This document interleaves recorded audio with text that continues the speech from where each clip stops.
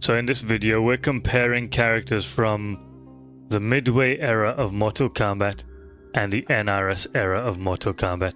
And I have Yagami with me here today to discuss this. Sup, Napper? Hello, good to see you. We had a good conversation last time. It was really great, so I'm expecting another good conversation today. Oh God, the pressure. All right, I'll try.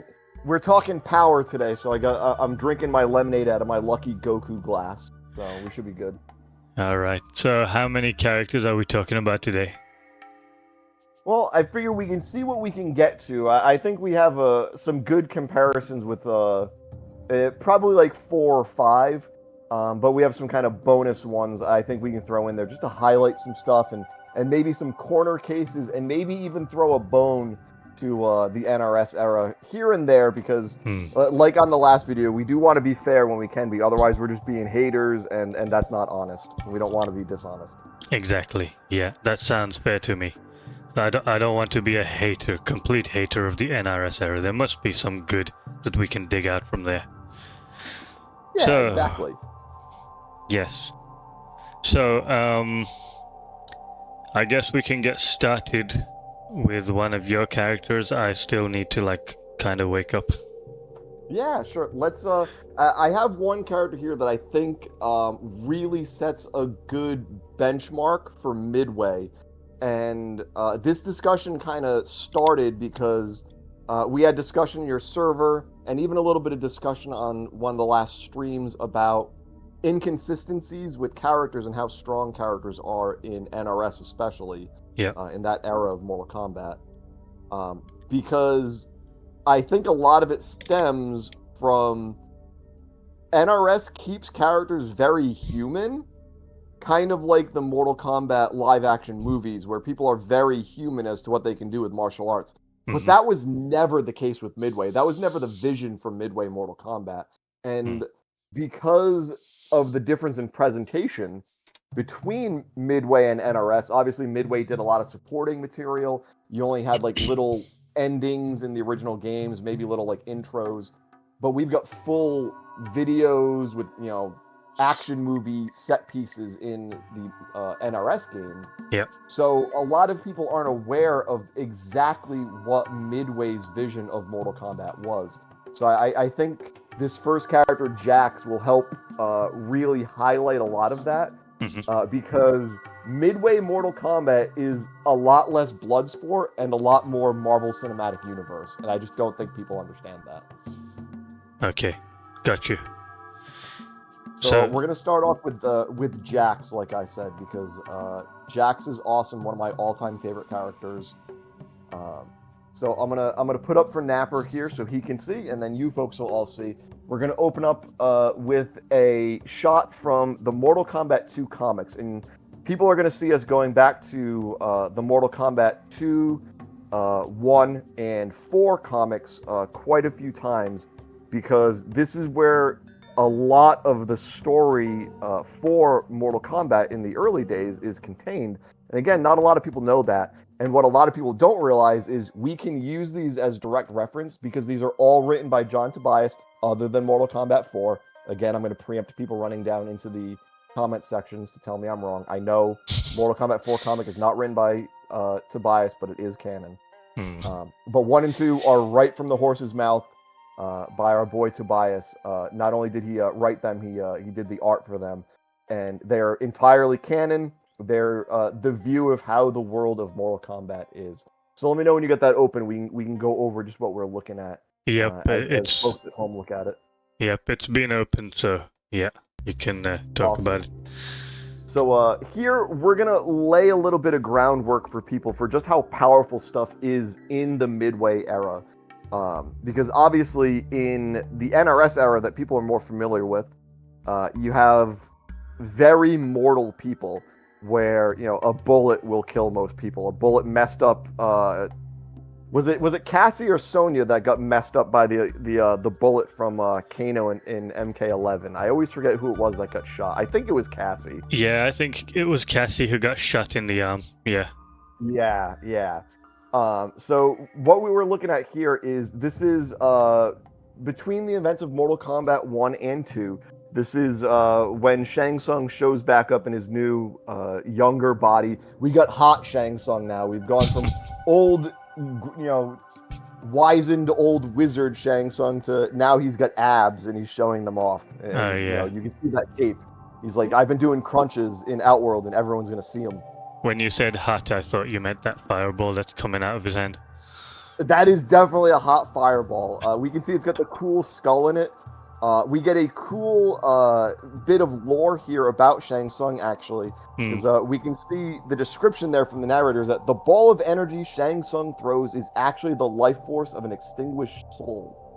That's awesome. Every time Shang Tsung throws a fireball, he's throwing one of his trapped souls at you to kill that soul and blow you up with it. That's one of the most metal things I've ever heard. Yeah, it is. And I wonder if... does that mean that he's using up the source of his powers, so he's going to have to replace that soul?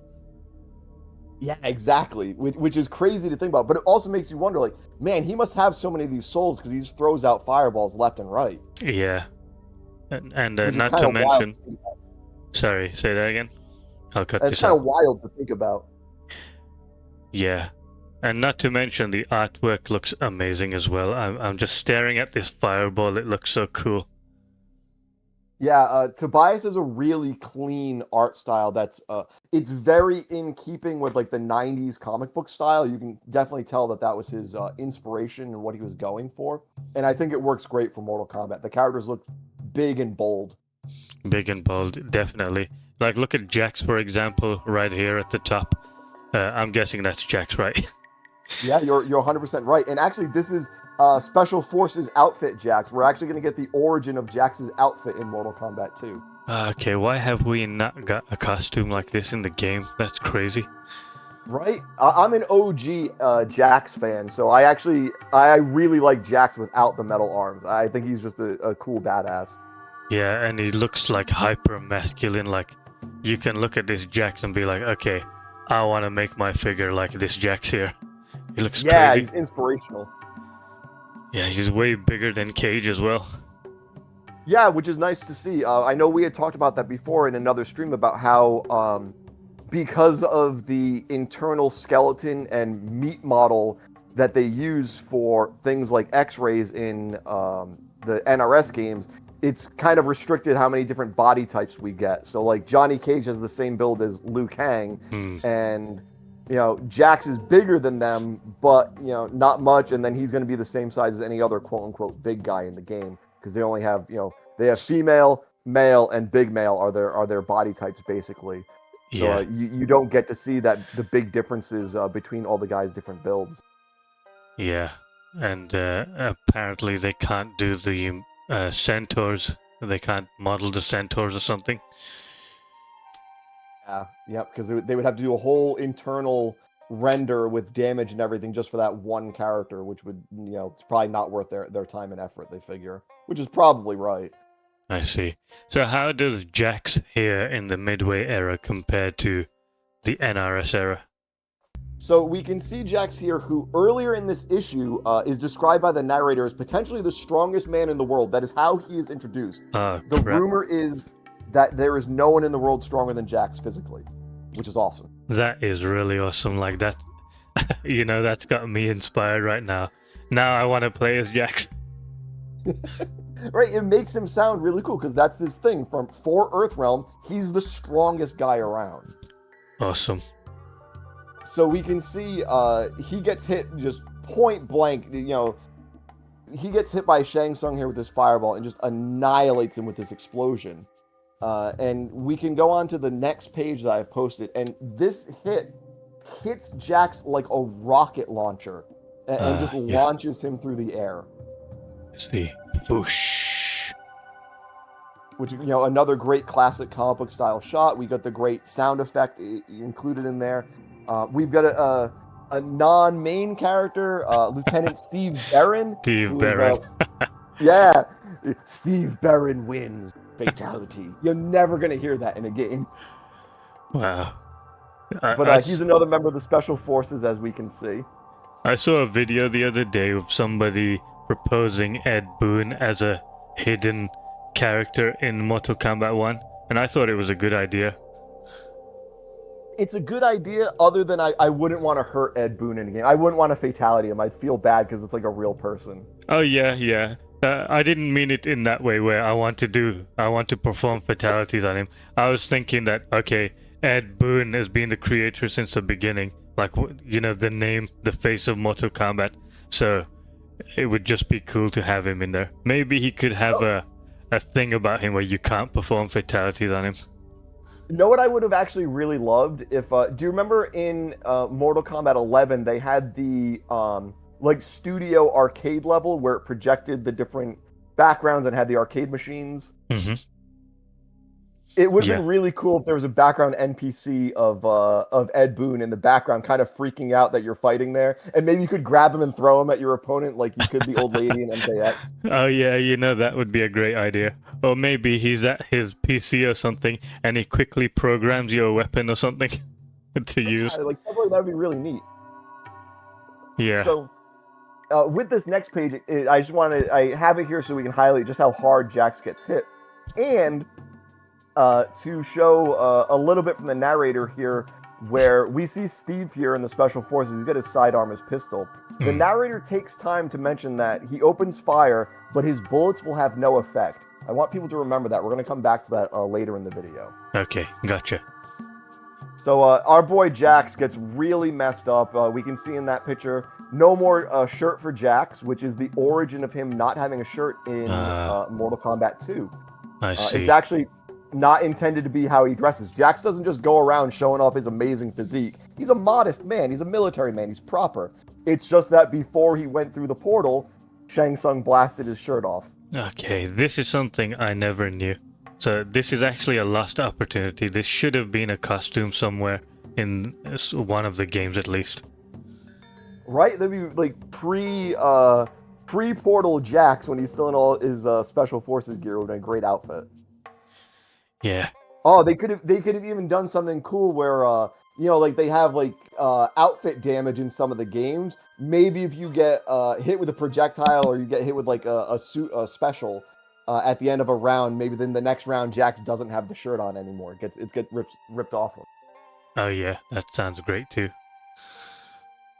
So in this next page here, we've got the aftermath of what happened with Jax. The dude is not slowed down. He is smoking from this screaming skull fireball that was an exploding soul that hit him from Shang Tsung. My dude Jax is fine. He was hit like he got hit with an RPG. And what's he going to do? Stand right back up. That's how tough this dude is. Yeah, man. I like that he's saying, no time to complain, Baron. It's time to kick some out world butt. It's that classic 90s, like, hero archetype where, you know, get back up, get back in the fight. Man, this is such a cool character. It only took 2 pages to make me like Jax even more. Yeah, which I feel that is one thing Midway era, especially MK1, MK2 time frame, did very well. They tended to establish characters very quickly and why they were cool. We can see actually on this page, here's the narration I was mentioning where it's rumored that Jax is the strongest man on Earth. Awesome way to describe him. And we just kind of got proof of that. This dude just got blasted by Shang Tsung and just got right back up. And then he goes to fight Kintaro. This is the first time this dude has seen anything like magic, like monsters. And he's like, oh, 4-armed tiger dragon man, we're throwing down right now. That's crazy because, like, if you saw a tiger in real life, you'd think, no way I can fight that thing. And this thing's not just a tiger. It's a tiger dragon man that's like 8-9 foot tall with gigantic muscles. Look, Kintaro's bicep is as big as Jax's torso. Yeah, and Jax doesn't care. He's going after him without a problem. It's actually crazy. But, like, that's just the kind of guy that Jax clearly is in this, which is, you know, exactly the kind of character that you're going to want. This is the guy that can do all of this stuff. He can throw down with a giant monster and it's not a problem. And this is kind of a little bit of proof of how strong he is, But I'm going to show something now that is, we're going to see what this fight between Kintaro and Jax is like. And we don't get a lot of it because, you know, this is a prequel comic. It's about hyping you up. But it's going to show you just how tough these guys are and how strong they are. Oh, yeah. I see. So we can see Jax in this page fighting Kintaro, still going hand to hand with this giant inhuman dragon monster. And we know how strong the Shokans are. That's in every bit of Mortal Kombat lore. These things are way stronger than normal human beings. They can rip people in half. Yeah.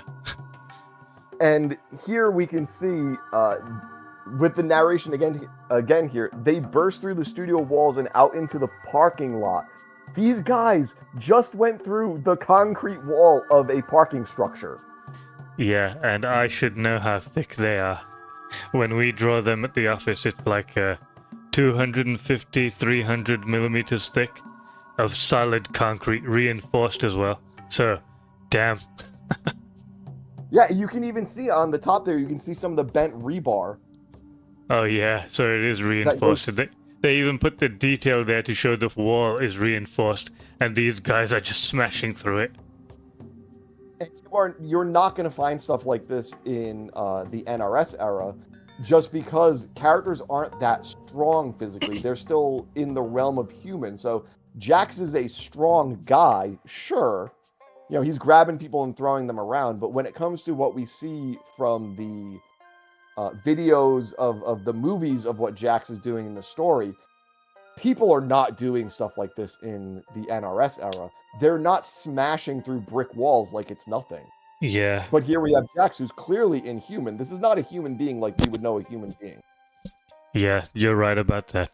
And before you mention anything of the NRS era, I just want to say that I, as a Mortal Kombat fan, a long-time Mortal Kombat fan, I didn't know anything about this, about Jax. So I never really had any... To me, he was just a Special Forces general guy, and Sonya is his partner. And now that I'm seeing this, I'm getting a bit more understanding of him. And he is awesome. And also, I'm sure the audience, probably half of them, didn't know about this either. So, thanks for sharing this here. And I'm really excited to see how he compares to NRS now. Well, I'm always glad to share stuff like this. I love the old school fighting game comics. I actually collect them. I collect Hong Kong comics for stuff like Street Fighter and King of Fighters. I import them. And the Mortal Kombat ones have always had a really special place in my heart, just because there's not many of them, especially as far as canon ones go. There's only 1, 2, and 4, and each one's one issue each. So they're kind of a really important like snapshot of Mortal Kombat at the time. Yeah. And I think that's a really cool thing to show people. And there's also this fantasy as well that you can see, where you can see the creators of this, they really wanted to create something extraordinary, spectacular, like the strongest man in the world, and he's fighting something that's absolutely crazy looking. There's that, yeah, 100%. It's like 100%. Hyper masculinity right there, and it's not just hyper masculinity. It's way over the top, you know.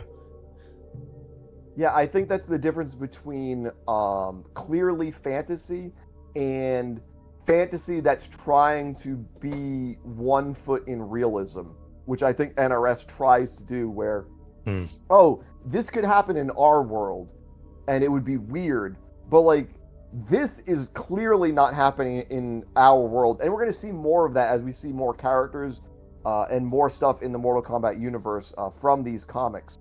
But even right here, even outlining that Jax is the strongest man in the world, and then you see the kind of feats he can do, you have to think, oh, well, what strongest in the world means in Mortal Kombat is clearly very different from what it means in the real world. Yeah, definitely. It's kind of like a 1980s action movie. Like I'm thinking Arnold Schwarzenegger versus the Predator or something. But I'm not sure they have a fist fight or anything. But you know, I get that feeling like a 1980s action hero. Yeah, where like we don't care what's realistic. We care about what's cool. That's it. Yeah. how can we stretch this as far as it would go? Yeah, exactly. And the crazy thing we're going to see, though, is it's very easy for that to go kind of out of control, where you don't keep things consistent. But Tobias is consistent with this stuff. It's pretty clear he had a good vision of how the world fit together. It wasn't just, oh, well, Jax can do this stuff, which should make him way stronger than everyone else. No, no, no, no, no. We're going to see that everything cohesively makes sense with each other. So for some comparison here, this is just a quick shot of a fight that Jax is involved in.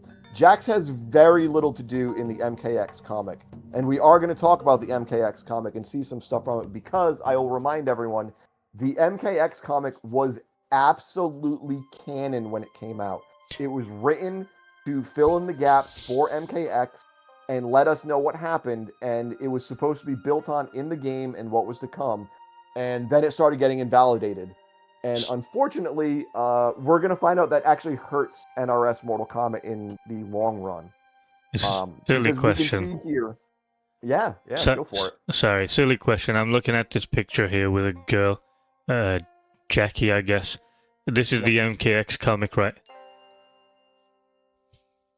There's a long pause because of such a stupid question.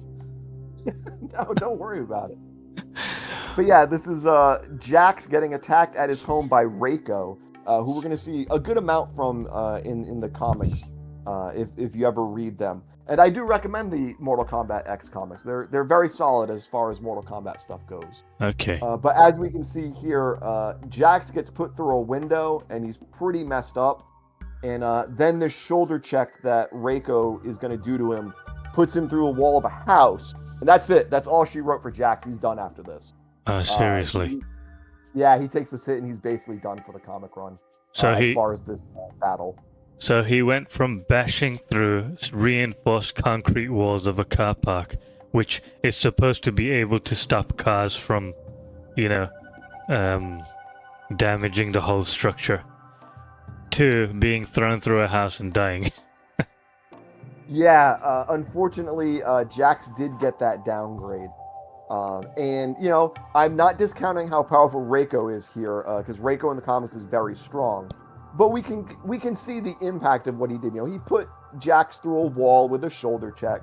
And then later in the comic, we see that this beat Jax and put him down. Actually hit him into a farm and put him through a wooden wall. And that's it for Jax in that fight. So it might not be the most complete comparison, because we don't really get to see how much Reiko might have softened Jax up before this. But I think it kind of highlights not only the treatment of Jax, because I think Jax's treatment under NRS has been really bad. He gets downplayed a lot. He's kind of turned into the Worf, like in Star Trek The Next Generation. He would always lose to show how strong the new guy is. Oh, yeah. I think Jax has fallen into that a lot, where Jax kind of gets beat up to emphasize how tough someone else is. Yeah, wait till we get to Mortal Kombat 11. Oh, yeah, where Jax not only is weak physically, but mentally he's very, very weak, unfortunately. Willing to betray his own realm.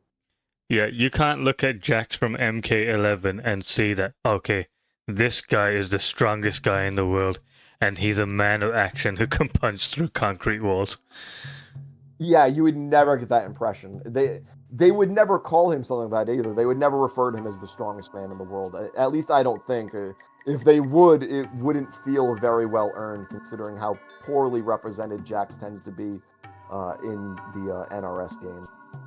Yeah.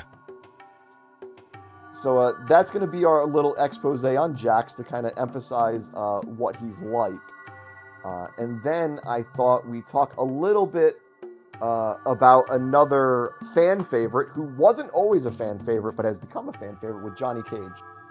Okay. I really appreciate you sharing these, by the way, because this is stuff I never knew. I don't read the comics, so I don't know all this background about these characters. I only know what's in the games. Yeah, and I think that's the same for a lot of folks. And maybe this will inspire some people to go read those comics, which would be cool. I love getting people to read comics. definitely inspired me to check them out. Yeah, maybe that'll be a good video for you later on. You can give your reviews and impressions of the comics and what you thought after reading them. Oh yeah, you know what? I think if I read the comics, I'd become even more depressed at the current state of Mortal Kombat. But at least you'd have even more love in your heart for where it came from. Yeah, you're right. So I just posted up here. I kind of wanted to segue to Johnny because it ties into the same scene we just saw with Jax, but from Johnny's point of view here in the same Mortal Kombat 2 comic. And we can actually see the page here is going to be a little bit of credit to both Johnny and Baraka here, because we saw that narrator blurb for, it was Lieutenant Baron, opening fire with his sidearm, and it said, oh, it's not going to have any effect on the Outworlder. And here we can see with Baraka's straight up bulletproof. Yeah, you can see the bullets bouncing off him. And like, that's awesome to know from a standpoint of like how tough these guys are. That was a pretty sizable pistol that was shooting at him. He's not even paying attention to them. He doesn't care. Yeah, exactly. I mean, if you throw something at a human in this world, they're gonna get hurt, let alone get shot by a gun. Yeah, and look at one of the bullets is actually hitting Baraka in his teeth, and he's just smiling. Dang, I didn't even notice that. I was looking at the one on his forearm. Yep. And then we're gonna see in the very next panel, this bulletproof guy gets kicked to hell by Johnny Cage. Johnny Cage just unloads on him with a snap kick, and it clearly hurts Baraka. He lets out his arg of pain. Yeah. You see, I never realized Johnny Cage was this strong, and the comic has showed me, like, it's given me an example. It set the stage by getting someone to shoot Baraka with a gun, and it's showing to me, okay, Baraka is bulletproof. A normal human cannot survive against Baraka. And then here comes Johnny Cage kicking him like that. Now I'm understanding the power of Johnny Cage. And now I understand why Raiden would be looking for someone like Johnny Cage or Jax. It also, I think that's an awesome point you just made about the setup and payoff immediately with the way these comics are structured. Because this is a short comic. It's like 20, 22 pages. Mm-hmm. So he's going to introduce a lot of stuff in this. He's going to set up a lot of plot lines for the new game. He's going to introduce new characters. So Tobias is strapped for page volume. He doesn't have that much time to show you a lot of stuff. But like you said, in these two panels he sets up, this monster is so tough, bullets do nothing against it. Things that would kill people, it doesn't even pay attention to. That's how tough Baraka is. Very next panel, but it doesn't matter. Johnny Cage can still hurt this guy because that's how strong Johnny Cage is. Yeah. I want to throw this in, actually.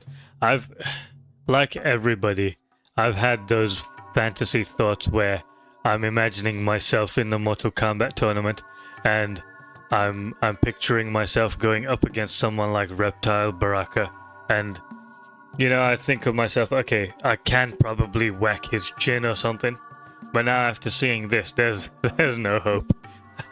Yeah, there's no way. Like, even with a weapon, you would be screwed against these guys. Yeah, exactly, because I'm expecting the sword to just bounce off his skin now.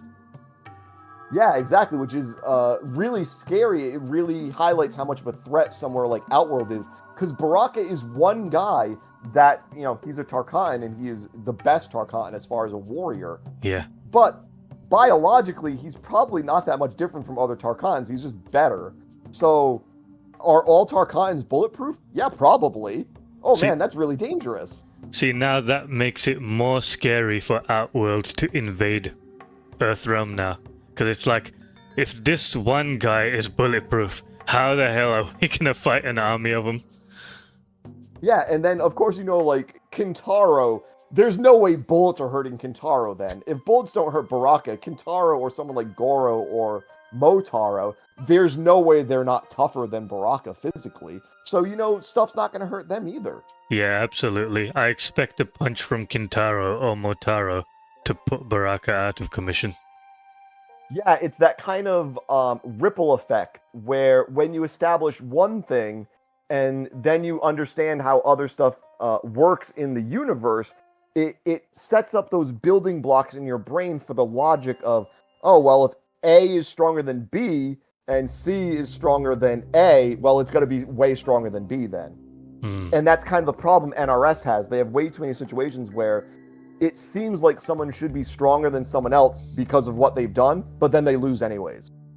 Yeah, I mean, I don't know if everyone who's watching this has seen my story review of Mortal Kombat 1, where I was going through and I was making a tier list of every character. So in the story, whenever one person beat somebody, I would, move them around in the tier list. And it came to a point where the tier list was looping around. Like, the characters were jumping from top to bottom and the bottom characters were jumping to the top, like it's going in a loop. There was no consistency, and I got sick of doing it, so I just quit when I got to Chaos Reigns. Yeah, instead of being like a list, it becomes like one of those snakes that's like eating its own tail where it doesn't make sense anymore. What a good analogy. And that is a problem, though. Like, people will say, well, that just means anyone can beat anyone. It doesn't matter. But it's like, no, that does matter, because that's how you create stakes in a story. That's how you create the drama of the story. Is, this guy's really strong. This guy's really dangerous. This guy's maybe not as strong. He's going to have to think his way through this problem. Exactly. When it comes to fighting game terms, like in Dragon Ball Z, for example, you can pick Gogeta versus Krillin and try and make it a fair fight, no problem. But when it comes to the story, if you ever put Krillin on the same ring as Gogeta, you're done. You shouldn't be writing stories. That's a perfect explanation, because people can't argue that. Like, you would know in a fighting game for Dragon Ball, Yamcha is top tier in Dragon Ball FighterZ in Really? the game. But even in the story, he's not beating every character, and he's not one of the stronger characters. It's established because it wouldn't make sense. Yeah. So this is the separation. So NRS needs to understand how to establish the strength of characters, the power level of characters, and at the same time understand that in a fighting game, there's two people playing a character and they have to have a fair chance against each other. Like, just because Jack's the strongest guy in the world and you're fighting with, who are we talking about here? Who's a weak person? Well, we could say, Mocap? I would say Striker, but they made Striker crazy powerful in MK9. Alright. We'll go with we'll say like Cassie. Sorry? Why don't we say like Cassie? Because, clearly Cassie should not be as powerful as Sonya and should not be as powerful as Jax. Okay, we'll go with Cassie. So, in the story, there's no way Cassie is gonna beat Jax in an arm wrestling competition, right? But when it comes to the fighting game, this is just common sense that both characters should be able to fight each other, and you should be able to win with this, with how skillful you are at playing the character. Yeah, a versus match is not a canon event, but the story is the story. There you go. You've put it into better words than I have. And I think that's we've mentioned before kind of the problem with the way they format the cinematic story, where it's the character chapters. They don't do themselves any favors with that, but then sometimes they seem to go out of their way to do matchups that just don't make any sense. Okay. So I posted up the follow-up here. This is actually a previous page earlier in the comic, but I wanted to kind of show off how strong Johnny is, and then we can see how tough he is, because he gets sneak attacked in the comic when Shang Tsung shows up. And we can see the introduction for Johnny to Jax and Lieutenant Baron here, who is my secret want for a character reveal in MK12. Or is it MK13? MK13 when it comes out. The next MK, whatever they call it. Yeah. We need to get Lieutenant Baron trending somewhere and get him in the game and just confuse everyone. But we can see with this, Jax is asking for Cage, and Cage comes to him because Johnny Cage is put through a wall in a studio, and it looks like a pretty solid wall. and he is smashed through it, presumably maybe by Kintaro or maybe just by a blast from Shang Tsung. We don't know it. It doesn't show us that, but clearly it was something that hit him very hard, enough to send him flying through a building's wall. Yeah, Johnny's just pissed off. He just gets right back up. Man, this is what real action heroes are like. This is what you want to create for people to aspire to, you know? Oh, 100%. And it makes sense with Johnny because he is an action hero in the universe. Yeah. And it makes a lot of sense now with when they say Johnny Cage joined Mortal Kombat to prove his stunts aren't stuntmen and they're not special effects. He does it. I was just about to say that. And I have to say, I really like Jax's costume. He kind of looks like Ghostbusters or something, but with muscles. Yeah, they have that jumpsuit look. Yeah. 100%. Good colors. The black, red, and gray. Good combo. Very Mortal Kombat combination of colors. Yeah, when I look at him, I'm wondering, okay, what kind of special forces is he? Because he doesn't look like an army man. And now it makes sense. He's probably hunting outworld creatures. I think that's kind of a cool thing that also points to the difference between Midway and NRS now that you mention it. Tobias's special forces are dressed almost like superheroes. Yeah. Whereas NRS's special forces, they're just army guys. Yeah. And these guys, they have their superhero costumes and they have the American flag on it too. So it works together as a fantasy kind of role. But NRS is trying to take it into too much of a realistic place. And you even have the soldier NPCs in the background, which nobody cares about. Yeah, those guys that go into the NetherRealm and die by the dozens. Yeah. No one cares about those guys. No one cares about them. And I hate to see that. So for example, they go into the NetherRealm and you see all the generic NetherRealm demons fighting all the generic Earthrealm soldiers. And that's not what we want to see. We want to see a fight between two fantastical Mortal Kombat characters. Yeah, seeing just generic army guys fight demons is nowhere near as cool as seeing the strongest man in the world in his special forces superhero costume throw down with a giant monster. Yeah, a bit like that Mortal Kombat Annihilation movie where at the end of the movie, you don't see any normal Earth people there. It's Liu Kang, Jax, Kitana, don't know who else, Sonya, versus Shao Kahn, Motaro, who else? Melina? No, Melina got... Ermac. Sindel. Yeah, it's a fight between Mortal Kombat characters. There's no huge army of ordinary Earthrealm people here versus a huge army of ordinary Outworld people here. Yeah, because we can see Earthrealm really shouldn't stand a chance, all things considered. Absolutely. Guns don't hurt these creatures, so an army of guns is not going to match an army of Outworld people who can resist bullets. Yeah, exactly. They would just get slaughtered. Which again creates that stakes of, hey, this is why you have the Mortal Kombat tournament. You're not beating this realm by force. If they invade, it's over. I wonder how Aaron Black survived in Outworld. Oh, he doesn't use his guns to shoot with, we know that much. Yeah, he just misses everyone all the time. It must be a look or something. And we're going to see, this is kind of similar to the Jax example I gave, where on the next page I have also Kintaro here, coincidentally. But we have Shiva stomps Johnny and puts him through like a pillar. He gets thrown, which, gotta say, Johnny, you're pretty tough. You got put through a pillar. Yeah. That's, I guess, impressive. Maybe more impressive for Shiva, throwing him like a little rag doll. Yeah, well, she is a Shokan, so I expect that from her. And also, she looks pretty good. Yeah, not bad. The art in the comics tends to be pretty good. I don't think it's as good as Tobias's art most of the time.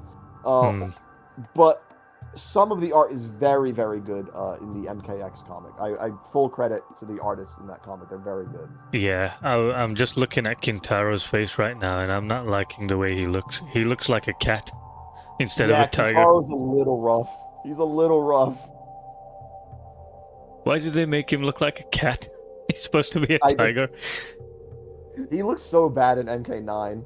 He looks so bad. He does. And wow. We can see with this, that puts Johnny out of the fight. Him getting thrown through that pillar like that, some stone, he's done. He needs help getting up. I think it's Jackie and Cassie that have to help him up. What a shame. Because that's all she wrote. Whereas, as we could see earlier with Midway Johnny, he gets blasted through a wall, and that's how he starts a fight, not how he ends a fight, because he's ready to go right back in. Yeah, exactly. That's the beginning of the fight, getting blasted through the wall. And he just shrugs it off with a cool look on his face. I'm just going to go back to that screenshot there. So we're looking at Johnny Cage right now, blasted through the wall. There's no look on his face because he's not worth looking at. And then going back to the previous screenshot, he's blasted through the wall. And look at the cool look on his face, like he's ready to start the action. Which is exactly what you want from a hero. Yeah. So now, I know you had mentioned Kung Lao was one of the guys you wanted to talk about as far as how they're represented. Did you want to maybe talk about what you've seen from him in NRS first, and then maybe I can show you some small stuff from him from the Midway days? Yeah, well, to be honest, Kung Lao in the NRS, he doesn't really get to do anything. I normally take it back to the comparison with the MK Deadly Alliance Kung Lao, where once the champion of Mortal Kombat is dead, now Kung Lao has a big responsibility to fill those big shoes. So he gets serious and he learns the moves from Bo Rai Cho, that spinning kick, which is supposed to be for defeating Shang Tsung. And then in his ending, he goes ahead and, like a real action hero, he goes and defeats the Deadly Alliance. In the canon, he doesn't. And then after the Deadly Alliance events, he's not really much to be seen after that. So there's nothing really to say about Kung Lao in the NRS era. I mean, he appears to fight Shao Kahn in MK9 and then gets his neck snapped. And that's about it, really. What does he do in MKX? He's dead the whole time. Okay, yeah. And MK11, he's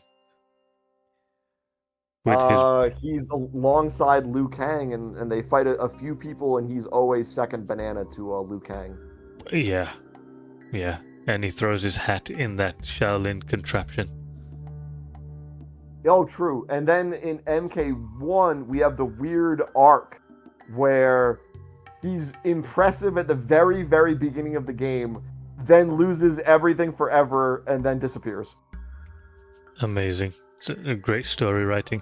I was expecting Kung Lao to be the next champion, but he had to be pushed out of the way it's not even like explained properly by NRS about how Kung Lao was better than Raiden, but then suddenly he's out of the way now, and Raiden is the new champion.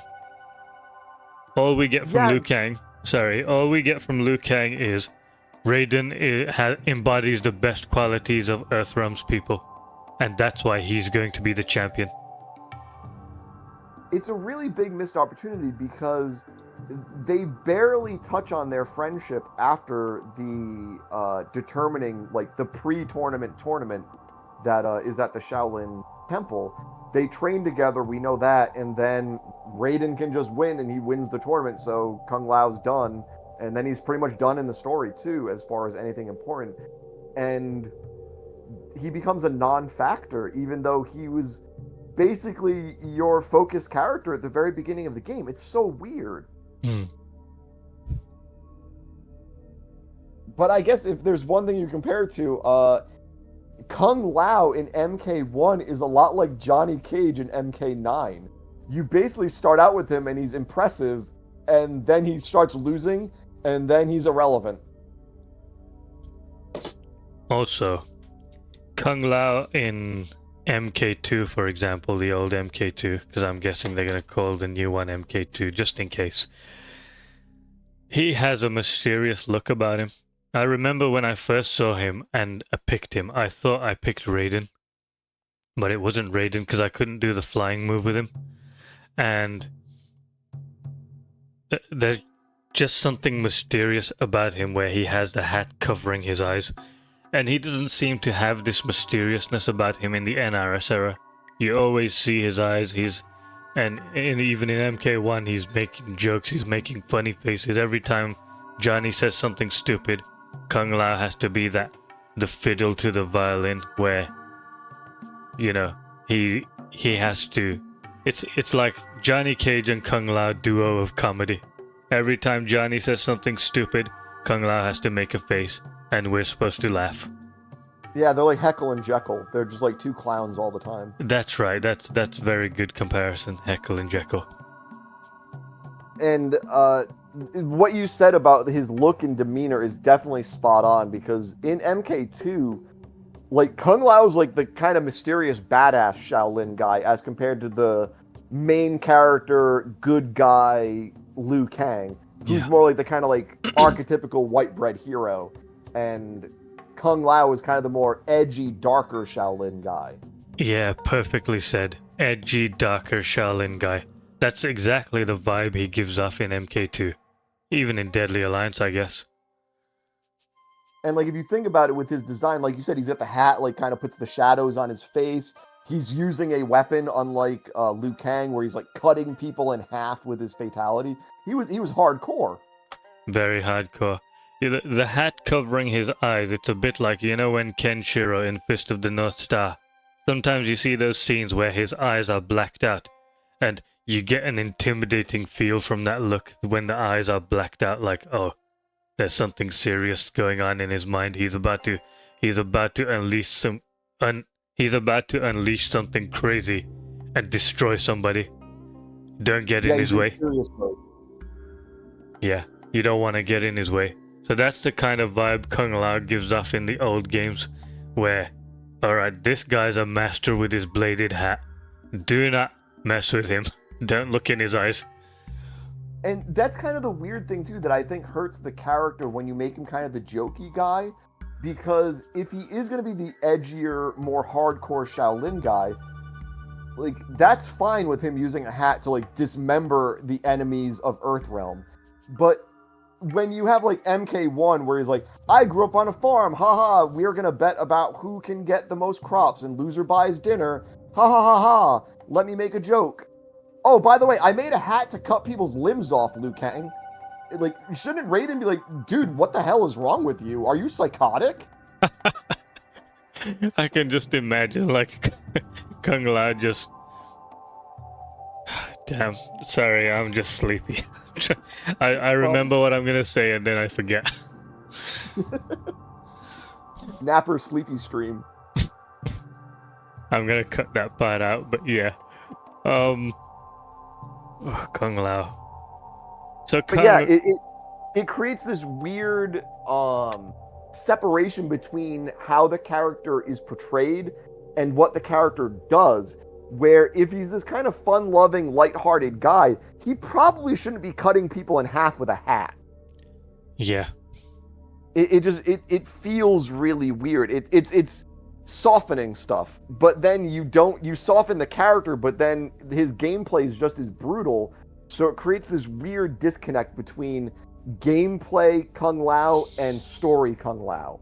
Yeah, absolutely. It's as if, like, take, for example, some modern day TikTok generation kind of person, right? And you see how their demeanor is like, and then all of a sudden you find out he's chopping off people's heads with a hat, with a razor hat, and he has some badass skill with it. It doesn't fit together. And I look at Kung Lao, modern Kung Lao, like the TikTok generation sort of people. So what you're saying is you don't imagine Mr. Beast will be entered into the next Mortal Kombat tournament to protect our realm. It's good that you bring up Mr. Beast, actually. Can you imagine Mr. Beast, like, having some weapon and he's going out with a serious look on his face and he's gonna be an expert and kill some demons? Can you imagine him doing that? I can't imagine it without laughing and assuming it's part of a skit. Yeah, exactly. So that's what Kung Lao gives off now in the modern Mortal Kombat. He's just a jokester, and he's made a funny little prank with his hat. Like, oh, look at my silly idea. Oh, look at this. Pretty effective, huh? Pretty cool, huh? And no one points out that it makes him seem like a psychopath. Well, what I've posted up here for Kung Lao is, we might have a debate on whether this falls into the realm of Midway time or NRS time, because this is going to be a shot from Mortal Kombat 9, which, as we know, is officially NRS, but was made by guys that were Midway legacy. Yeah, I have to say, this picture you've got right here of it's Baraka, I guess. Yep. He's being chopped in half, right? The picture tells you 1,000 words about Kung Lao. Yes, 100%. Because he's thrown his... Sorry. No, go ahead. He's thrown his hat so damn hard that it split this monster in half who can't be shot by bullets. And the hat hit the concrete at the back. So I'm guessing it took Baraka and made him fly all the way into the concrete wall. I would not be surprised if the hat is actually stuck in the wall behind him. That's how hard Kung Lao threw his damn hat. See, I love that you mentioned the bullet thing, because this is Armageddon Baraka, so this is Midway timeline Baraka. Yeah. And we can see, like you said, this guy who should be bulletproof has been cut clean in half, and the hat still had enough power to embed itself in stone. Yeah, that tells you what Kung Lao is without even seeing Kung Lao. Like, if you show this picture to someone and say this was done by a character called Kung Lao, they would imagine Kung Lao as this badass who can throw frisbees really hard. He's the #1 extreme frisbee player in the world. Yeah. From Russia or something. Yeah, that feels like a Russian sport, right? Extreme frisbee, where it's razor sharp frisbees.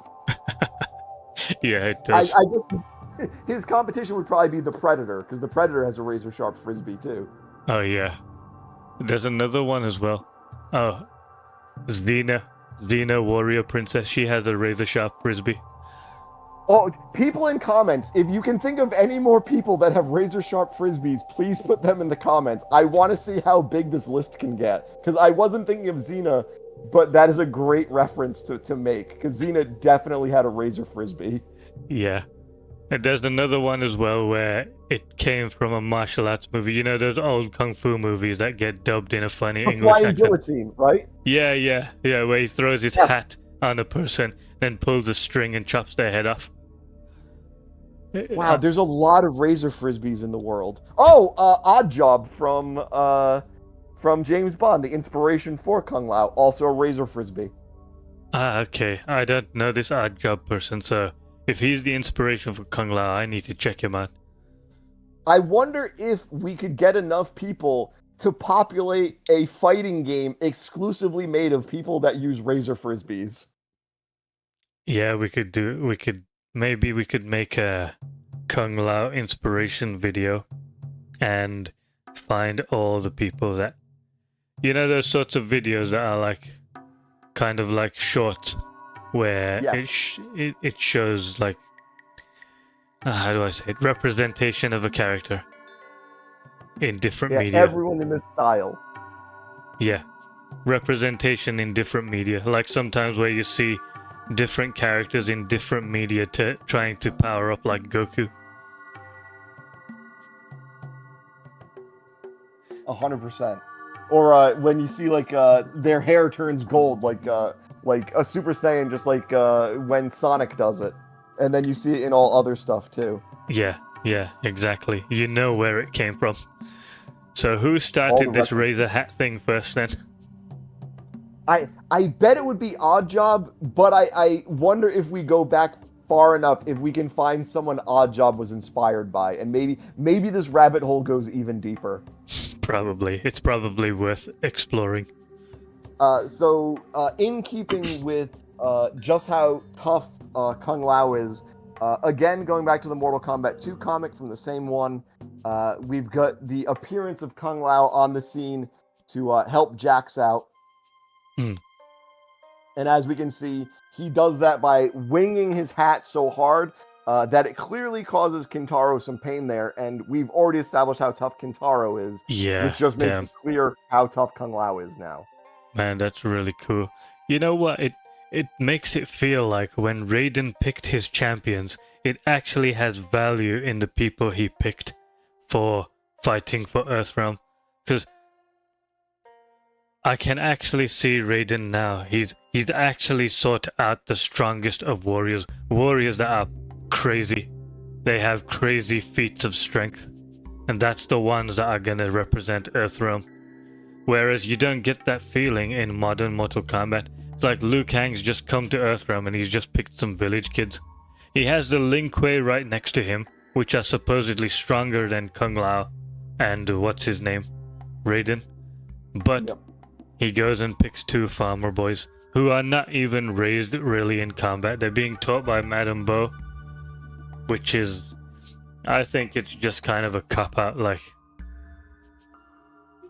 And it's weird because you think about it, and especially in MK1, they've had everything stripped from them that made them clearly above normal.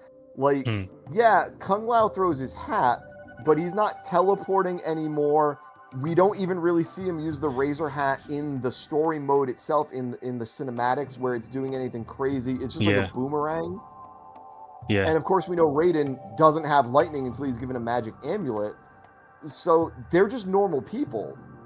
Just normal people, yeah. And they trained in martial arts for a few months, and they're being sent into Outworld to fight war generals. And it creates, like we mentioned, it creates that ripple effect now where, well, if these guys are good enough to go fight, against Outworld and their best soldiers and their general and their queen, well, Outworld can't be that tough. Just go there with an Uzi and wipe everyone out. Exactly. That's really good. That is. Look, if you look in real life, if you look at real life, right, if you look at the champions of every sport and you look into their history, you find out that when they were little kids, like 8-year-olds or something, they were training since then. And they became like a prodigy in their sport, but not just for the sake of being a prodigy. They were actually training from childhood to become the best of the best. And that's what I expect from these Mortal Kombat characters too. That's why I'm not sold on Raiden and Kung Lao, who they're just farmer people who have no excitement in their life until Liu Kang comes to see them. Yeah, and they're not even trained to use anything supernatural like the Lin Kuei. Yeah, exactly. Kung Lao just comes up with his... Sorry? I said, which is a cop-out, too, because now it's just, he uses ice magic, and he uses fire magic, and he uses smoke magic. It's like, oh, wow, way to make everything the same, so it's way less interesting. You know, in MK1, I do like the little story of how Kung Lao was inspired for his hat. I just don't like the way he goes about it as a joke. Like, hey, look at my cool idea. Yeah, especially because it's a thing with like setup but no payoff. Because he makes the Razor Hat and then it never helps him with anything really. Yeah, if you look at the old Kung Lao, and you just make up a story in your head about how he might have got the hat, I imagine that he's just a Shaolin guy who's training really hard, and by his demeanor, I'm guessing he's left the Shaolin and he's training on his own. He's traveling the world, kicking everybody's ass, and then he decided, okay, I want to put a razor blade on the edge of my hat as my weapon to kick ass with. You know, it's not a silly idea. It's come about by, okay, this is what I want to do to kick people's ass with. That's my imagination. It's one of those things where you think maybe he wanted a weapon that wasn't obviously a weapon, so he could still walk around, oh, it's just a guy in a hat. But then, but the hat is razor sharp if he needs to throw down at any point. Yeah. If I were to do a similar thing, so for example, if I'm walking around with nunchucks in the world, and I'm thinking, how can I really damage people with these seriously? So I'd get some razor blades and put them on the nunchucks in a way where when I swing them, the swinging nunchuck has razor blades sticking out. I want to be a danger. So that's the feeling I get from the old Kung Lao, that he wanted to be a danger, so he put a razor blade on the edge of his hat. Whereas in the modern Mortal Kombat, he just saw a little gimmick here. Like he saw it on a TikTok video or something, so he put it together. And it's funny you mentioned the background you imagine for Kung Lao, because that's actually much closer to what it was in Midway than what it has become later on. Liu Kang and Kung Lao didn't train alongside each other. Kung Lao had actually left the Shaolin because he kind of didn't want to deal with the whole Destiny stuff and the whole Mortal Kombat tournament. And he went off and did his own thing in the world. He was kind of a restless spirit. But when the Shaolin were wiped out by Shang Tsung in Outworld, he came back and decided, we can't let this stand. I need to fight now, because those were, the people that I was raised by. So it's a very different character dynamic for Kung Lao originally. I see. Yeah, that makes more sense for Kung Lao, and that fits him better. And it differentiates him from Liu Kang. Yeah. It's like, not to sound weird, but Liu Kang kind of... So Liu Kang and Kung Lao work together, and they fill up what the other one's missing, kind of. Yeah, Liu Kang's got that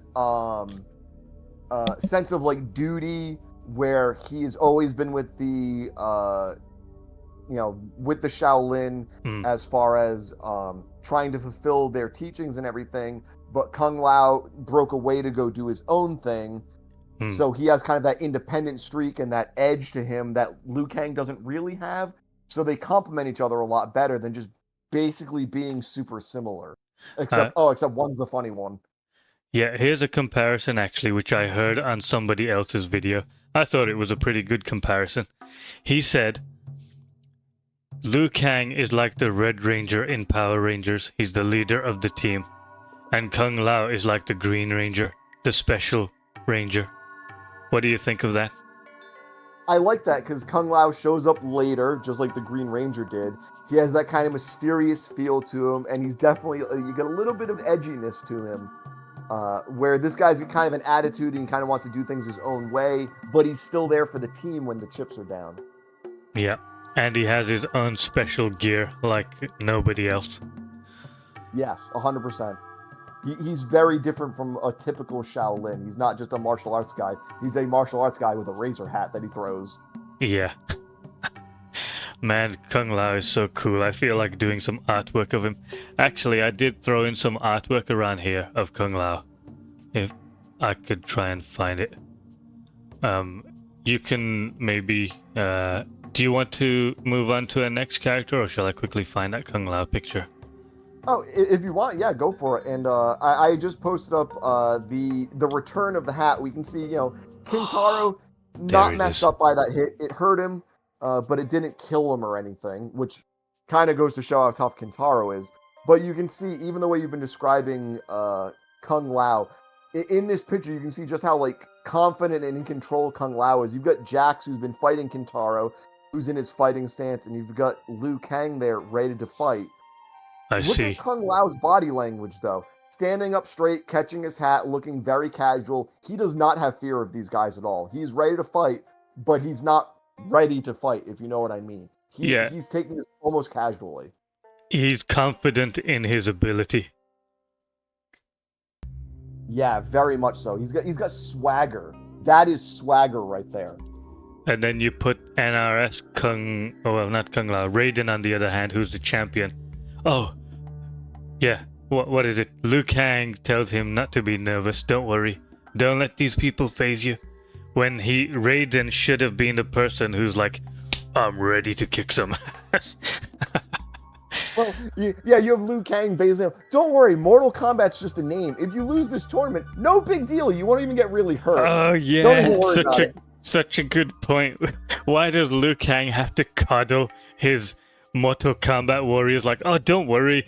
Just because it's called Mortal Kombat doesn't mean you're gonna get hurt. Don't worry about it. No one ever gets hurt at my tournaments. Don't worry.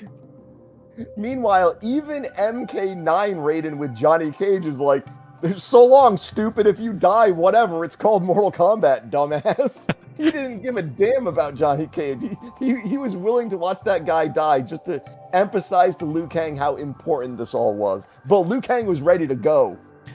Yeah.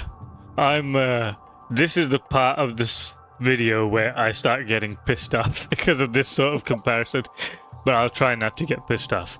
I'm gonna throw that Kung Lao picture in here, which I tried to generate with the AI. Ignore the cross on his chest, that's not supposed to be there. But look at that, man. I don't know if you can see that. That dark, mysterious, that dark and mysterious vibe to him. Not a jokey guy, but confident and strong. Yeah, man, this picture looks so cool. Why did Kung Lao have to turn out the way he did? This is Kung Lao. Except he's not. His edge away. I don't know why. What's going on? If I go down the rabbit hole, I feel like we're being geo-engineered to not be manly anymore or something. It's I think there's an element of MCU-ification to some of the characters where everyone becomes kind of a quippy, funny guy. Okay. That happened with the Marvel movies. Yeah. Like palatable to kids. Yeah, exactly. Which is weird for Mortal Kombat, right? Because Mortal Kombat was always about being edgy. Yeah. And even though we were younger and Mortal Kombat was supposed to be for the mature audience, but we played it as kids anyway. Maybe they saw it in that way and thought, okay, kids are gonna play this anyway, let's just make it kid-friendly. And then throw in some fatalities in there which are just outrageous. Yeah, exactly. And that is also the difference between an arcade game in the 90s where the graphics are what the graphics were, and nowadays where it's ultra realistic, one-to-one with real life gore on your screen, which is kind of I don't know if I like that from Mortal Kombat. I think it's a little silly. Yeah, I think so too. So we were gonna go to a character here that I think is particularly interesting for a couple reasons, including his handling during NRS, and even differences within the NRS time frame for how this character has been handled. So I think it'll be very, very interesting for people to see. And that character is going to be Kano, which people probably weren't expecting. Okay, I wasn't expecting that either. I wanted to keep some of these a surprise for you. Great. So I picked this page that we're going to be looking at now, which is early Black Dragon stuff. This is actually some of the earliest Mortal Kombat media we ever had, because this is the Mortal Kombat 1 comic by John Tobias. So This was before Mortal Kombat was as huge as it would become, but it was still big enough to warrant getting this little tie-in comic to get people hyped about it. And we can see, of course, Kano with the early Black Dragon. Yeah, I'm liking these characters, like that lady at the bottom panel. Good luck, Kano. She looks cool. She looks like she could be kind of like Kira. Yeah, also, I was going to say, is it my imagination, or does the driver of the Jeep kind of look like John Tobias did a prototype design of, what would become Mortal Kombat 3 Sub-Zero? Oh, yeah, he does look like that. I thought it was some kind of Sub-Zero character. Isn't that interesting? And he has a scar, too.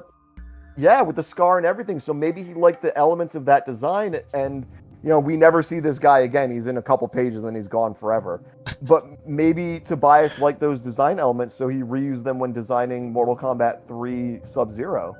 Yeah, if you look in the left panel, that's next to the driver. You see the top view of the drivers. It looks like Sub-Zero. A blonde Sub-Zero is driving the car. Yeah, it's like Johnny Cage cosplaying as Sub-Zero from Mortal Kombat 3. Johnny Cage. He's doing a movie. So now in this, what we see is obviously they're being chased by special forces. So this is a high-speed chase. What does Kano do? Dude jumps out of the back of the Jeep. He's crazy. Yeah. Later, hoodlums. I got a date with a bulletproof Winnebago. Winnebago, yep. So Winnebago, for those that might not know, is that's like a classic camper van. Okay. So he's getting chased with the rest of the Red Dragon, and to get out of here, he jumps right at his pursuers in this high-speed chase. And in the next page, he just goes up and over a truck driving at like highway speeds. Let's see this now.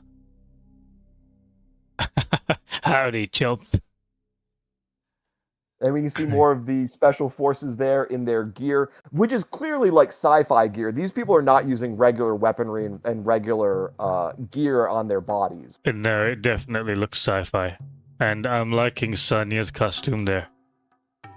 Yeah, she has kind of the heavier gear costume on. And kind of like Jax, we'll see when she transitions to getting onto the island with Shang Tsung, she loses her gear. That's why she's in the outfit she's in Mortal Kombat 1. It's not because that's how she goes to fight. It's like, no, circumstances made it so she didn't have all of her stuff.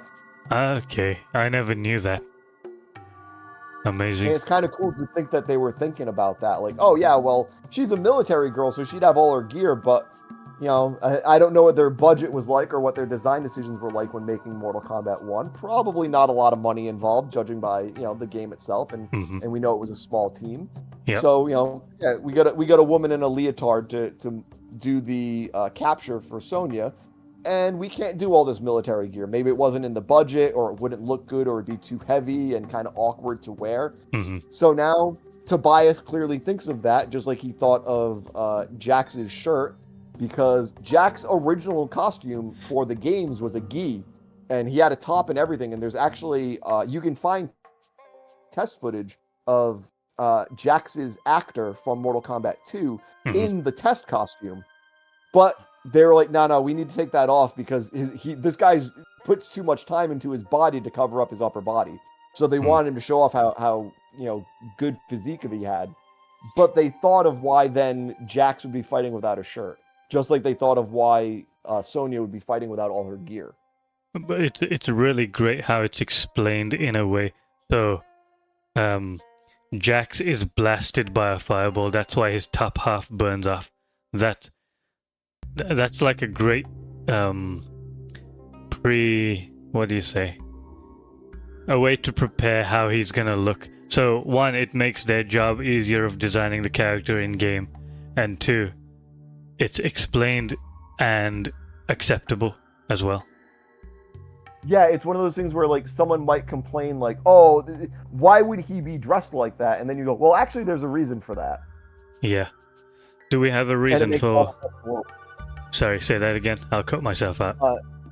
And it makes all the sense in the world why he'd be dressed like that now. It's like, oh, his pants are his special forces gear, and like you said, his shirt got blown off. Is there a reason why Sonya had time to put lipstick on? And earrings? I'm assuming the special forces has a little bit of a lax dress code, because these are special forces guys. So it's kind of like G.I. Joe rules. You can go a little bit outside the standard uniform. I see. And as we know, Mortal Kombat crossed over with G.I. Joe with the toys in the 90s. So I'm going to say it's canon, and my explanation stands for the G.I. Joe explanation. That sounds legit, and I'll go with it. Then we can get to the next page here, where this is interesting. I included this for one major reason. And we can see here with Kano, who has outrun the special forces, and they've had to turn around, and Sonya's going after him with her partner Jake, and Kano gets the drop on them. But what I really wanted to emphasize here is the world building for Mortal Kombat here, with just the line from Kano, which is "Eat plasma bolts, suckers." These guys are not using guns as their high-end weaponry. Not guns as we have them. Yeah, that also ties in with how Baraka can resist bullets. So maybe they needed upgraded weaponry, these laser guns, these plasma guns, to actually hurt the Outworld people. Yeah, it makes more sense that, there is higher end experimental maybe stuff, or like black market stuff that is nastier than just regular guns. Because like you said, Baraka's bulletproof, but we do know certain characters have stuff that can hurt other characters, like Kano's eye laser. So clearly that's not regular tech we have in real life. And here I think we just have a cool example of in the Mortal Kombat universe, yeah, they have weaponry we just don't have in the real world. It explains as well Sonya's move in the first Mortal Kombat where, she throws that pink fireball. So it's probably some sort of technology. Yeah, I believe there's an interview with Tobias where he frames it as being either technology, because he saw that in Mortal Kombat 9 with her wrist gauntlets. Or he says it could also be considered just her chi, like a fireball, like in Street Fighter. Yeah, so I think it falls into either category, which is kind of neat. Okay, that's how I always thought of it, as they're just using their chi energy, and that's what it is. So this technology angle is a new one for me, but the technology angle makes sense from the Special Forces side. Yeah, I'm actually cool with either. Like, I don't mind if the Special Forces characters like Sonya have gear like that. Just like, Jax's robot arms, his metal arms might have like rockets built into them. I'm totally fine with that. Or I'm fine with Sonya being trained enough martial art that she can throw energy with chi, just like Liu Kang. Either explanation I'm fine with. Oh, no, wait a minute. It's neither of those things. It's the Arcana. That's what it is. Oh, you're right. That's way better. I wonder if Jax's metal arms are his Arcana. After the Shaolin gave him his little baby arms. Oh, yeah. Was that a joke? Were the Shaolin playing a joke on Jax when they did like, oh, here's your new arms? He's like, guys, are you serious? Like, what was the budget? $40?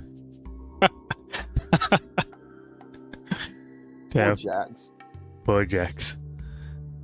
And then we've got the follow-up for the shot from Kano. And again, just kind of highlighting that Kano's not a normal dude. He sets off this explosion, which is right near Sonya and Jake there. And they're fine after this explosion. He used it as a distraction.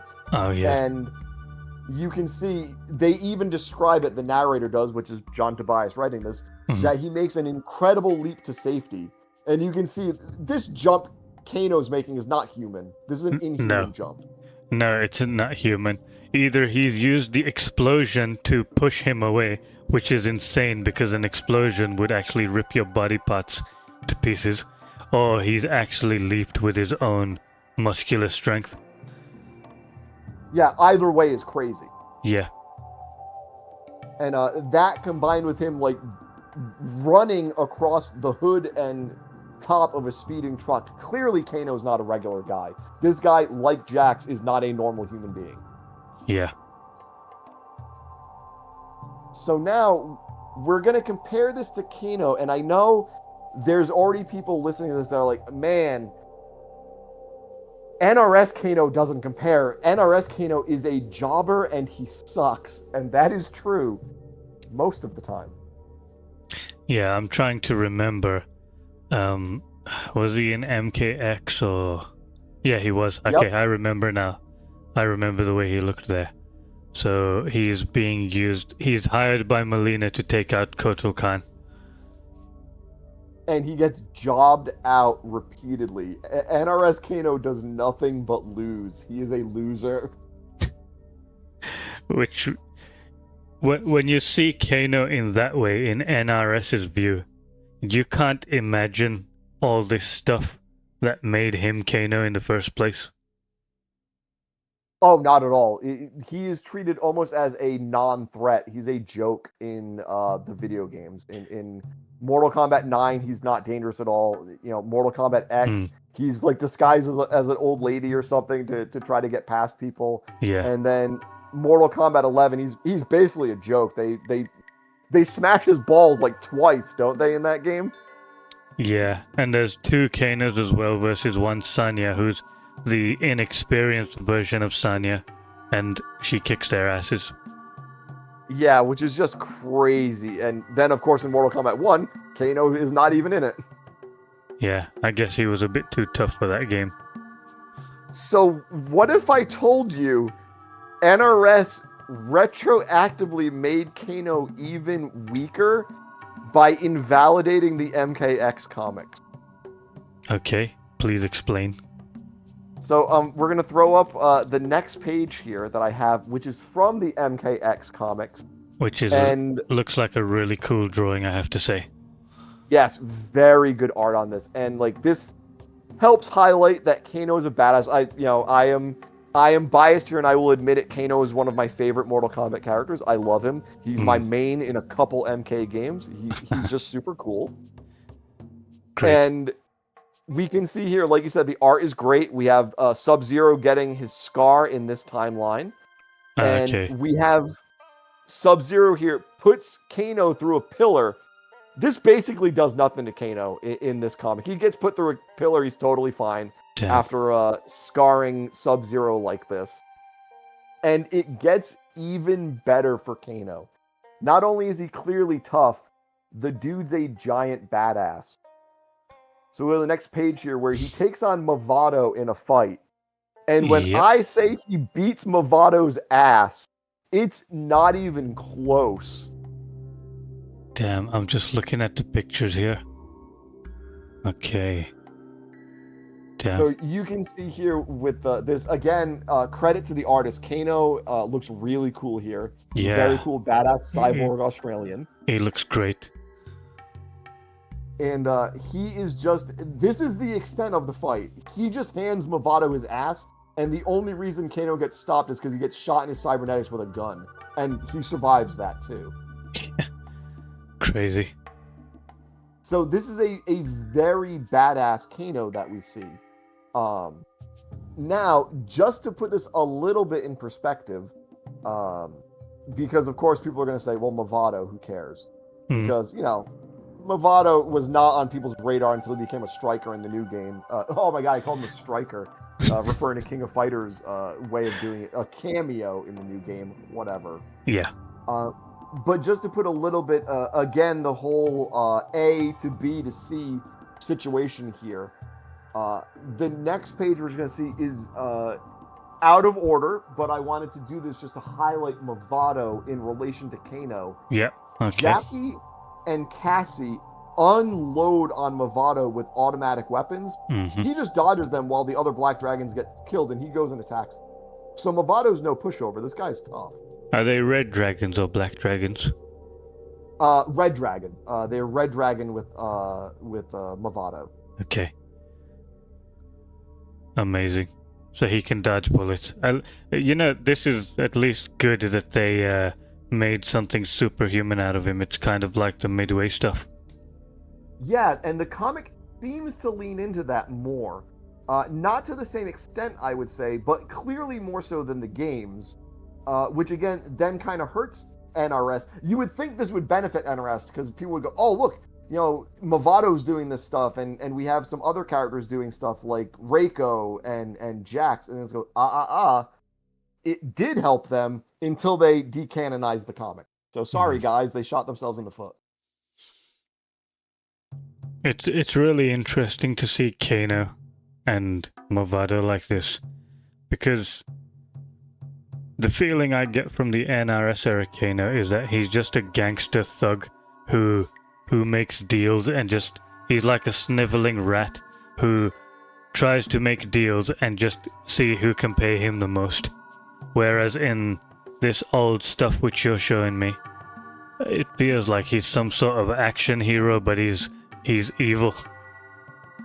Yeah, he's the reverse of someone like Jax. This is if Jax and Sonya are the world's strongest soldiers, Kano is the world's strongest criminal.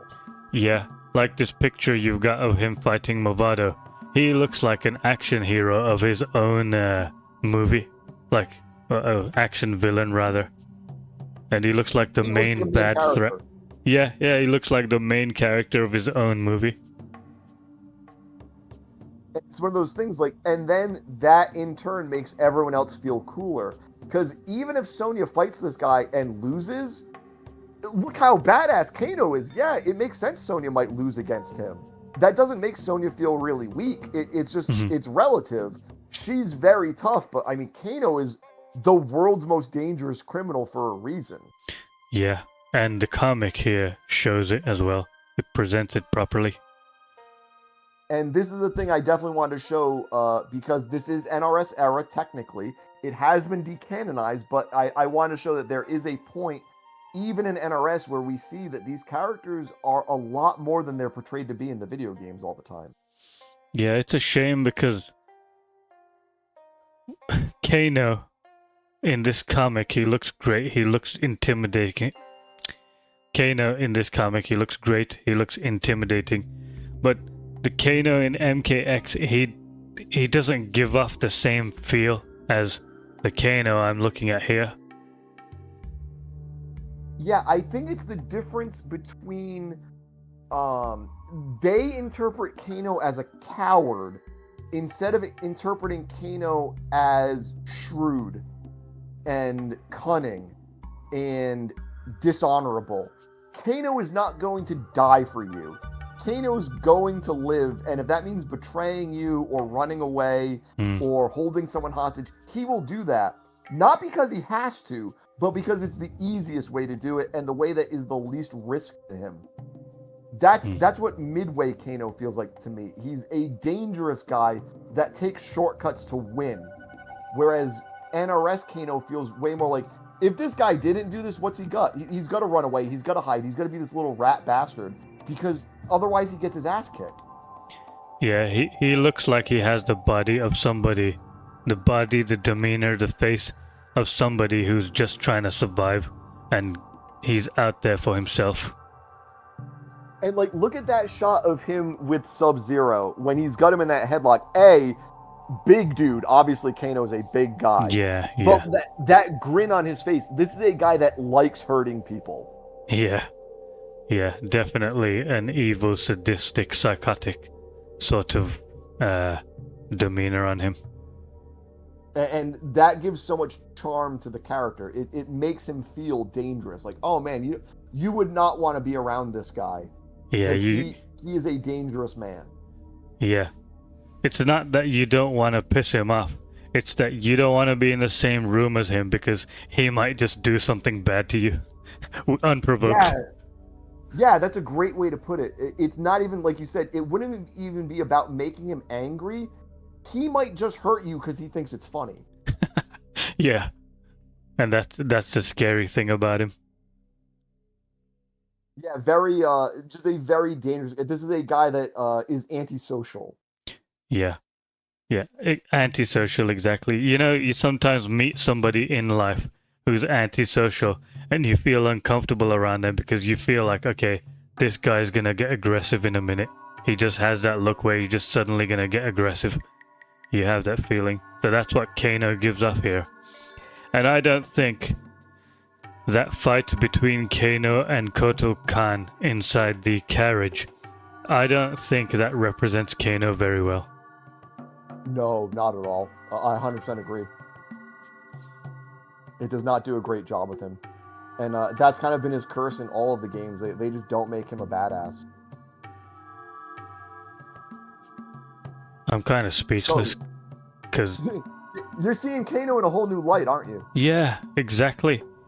I'm looking at this and thinking, Mortal Kombat is alive.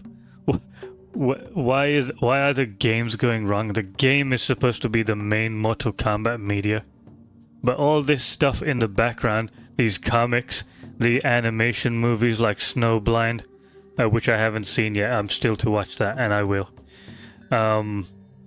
All these side things, even MK Onslaught, they're getting it done right.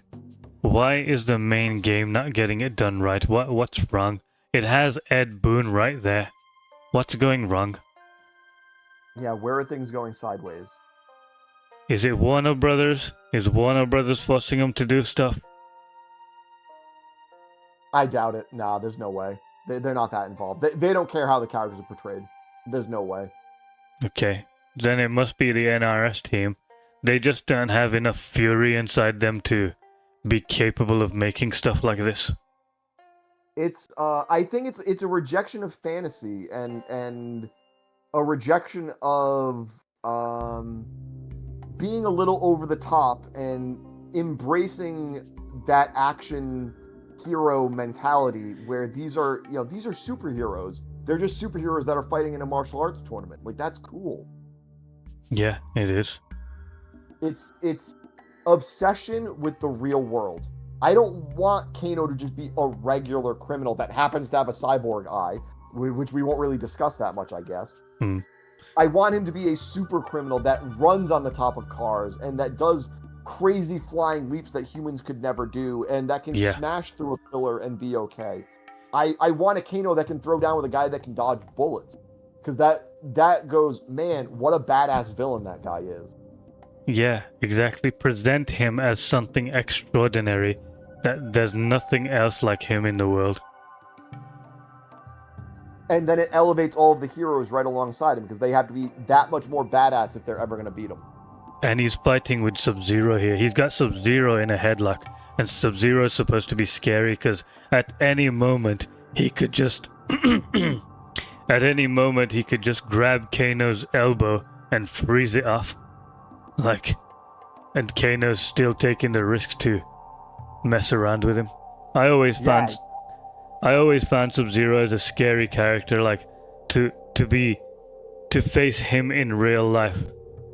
If I had to face Sub-Zero in real life, I'd be like, I'm not getting in your way, carry on the way you want to go. I'm just gonna walk around you. I don't want to get frozen. Is definitely scary. Yeah, I don't want to get frozen. I don't want to get stabbed by ice swords and crushed by ice axes and stuff. I don't want you to freeze and shatter me. Please don't do that. Please don't turn me into a slushie. And if you're gonna do it, please kill me because I don't want to suffer the after damage. That's not gonna grow back. Make it quick. Yeah. So now I know you had mentioned Goro, and I think I put more research into Goro than any other character. What was your feelings on Goro, whether it be NRS or Midway or both? I know you like Goro a lot. I'm glad you did all that stuff for Goro because I've been really busy and I wasn't able to put much stuff together. So far, the way we've been presenting all these characters, I have not prepared that much for Goro. So I'm only gonna have to go off the top of my head. So, in the old games, Goro is presented as... So, you have Jax, for example, right, like what you showed, and he's presented as the strongest man in the world. Well, to me, Goro has always been that force, that... the most formidable force ever. Like when... in the intro in Mortal Kombat Shaolin Monks, when everyone's fighting each other, they're doing all their fantastical powers on each other and doing all their moves. But then Goro comes out of the dark with 4 arms and he runs at the characters and the characters are like taken aback, like, whoa, what the hell do we do with this guy? How are we supposed to fight this guy? And then Johnny Cage tries to have a go. I guess Johnny Cage has the confidence that, okay, if I can kick this bulletproof creature and hurt him, then maybe I can do something to Goro. And then he goes to shadow kick Goro in the stomach. And Goro's tensing his abs like, ha, you want to try that again, buddy? And he just grabs him, crushes him into the floor, and sends him flying. That's Goro. Goro's like that measuring stick of power in Mortal Kombat. Like, he is... Shang Tsung is the last boss of Mortal Kombat 1, but Goro is the boss in that game. He's the character everyone knew as the boss. The boss, exactly. Goro is like, okay, you got up all the way You got through the tournament all up to this point. Now here's a fucking challenge. Come and try this one. This is the one that if you're not gonna beat this guy, and if you do happen to beat this guy by some miracle, then you are definitely something extraordinary. He was definitely the hype builder boss. You'd see someone in the arcade fighting Goro, and you'd get hype and want him to beat Goro in as few quarters as possible.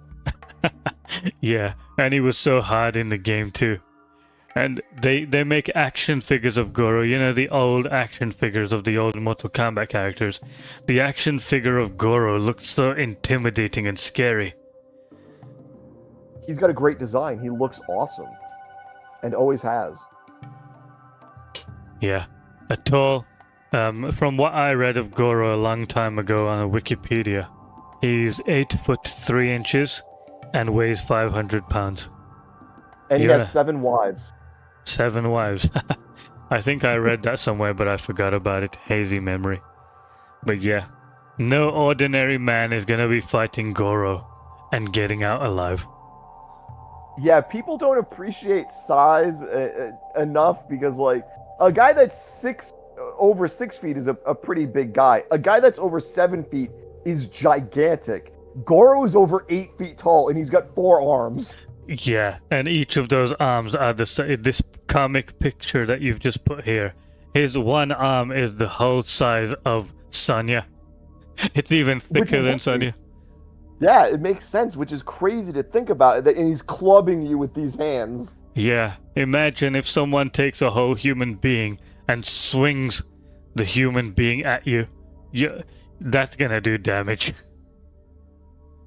Each arm. Goro can do that easily. Sorry?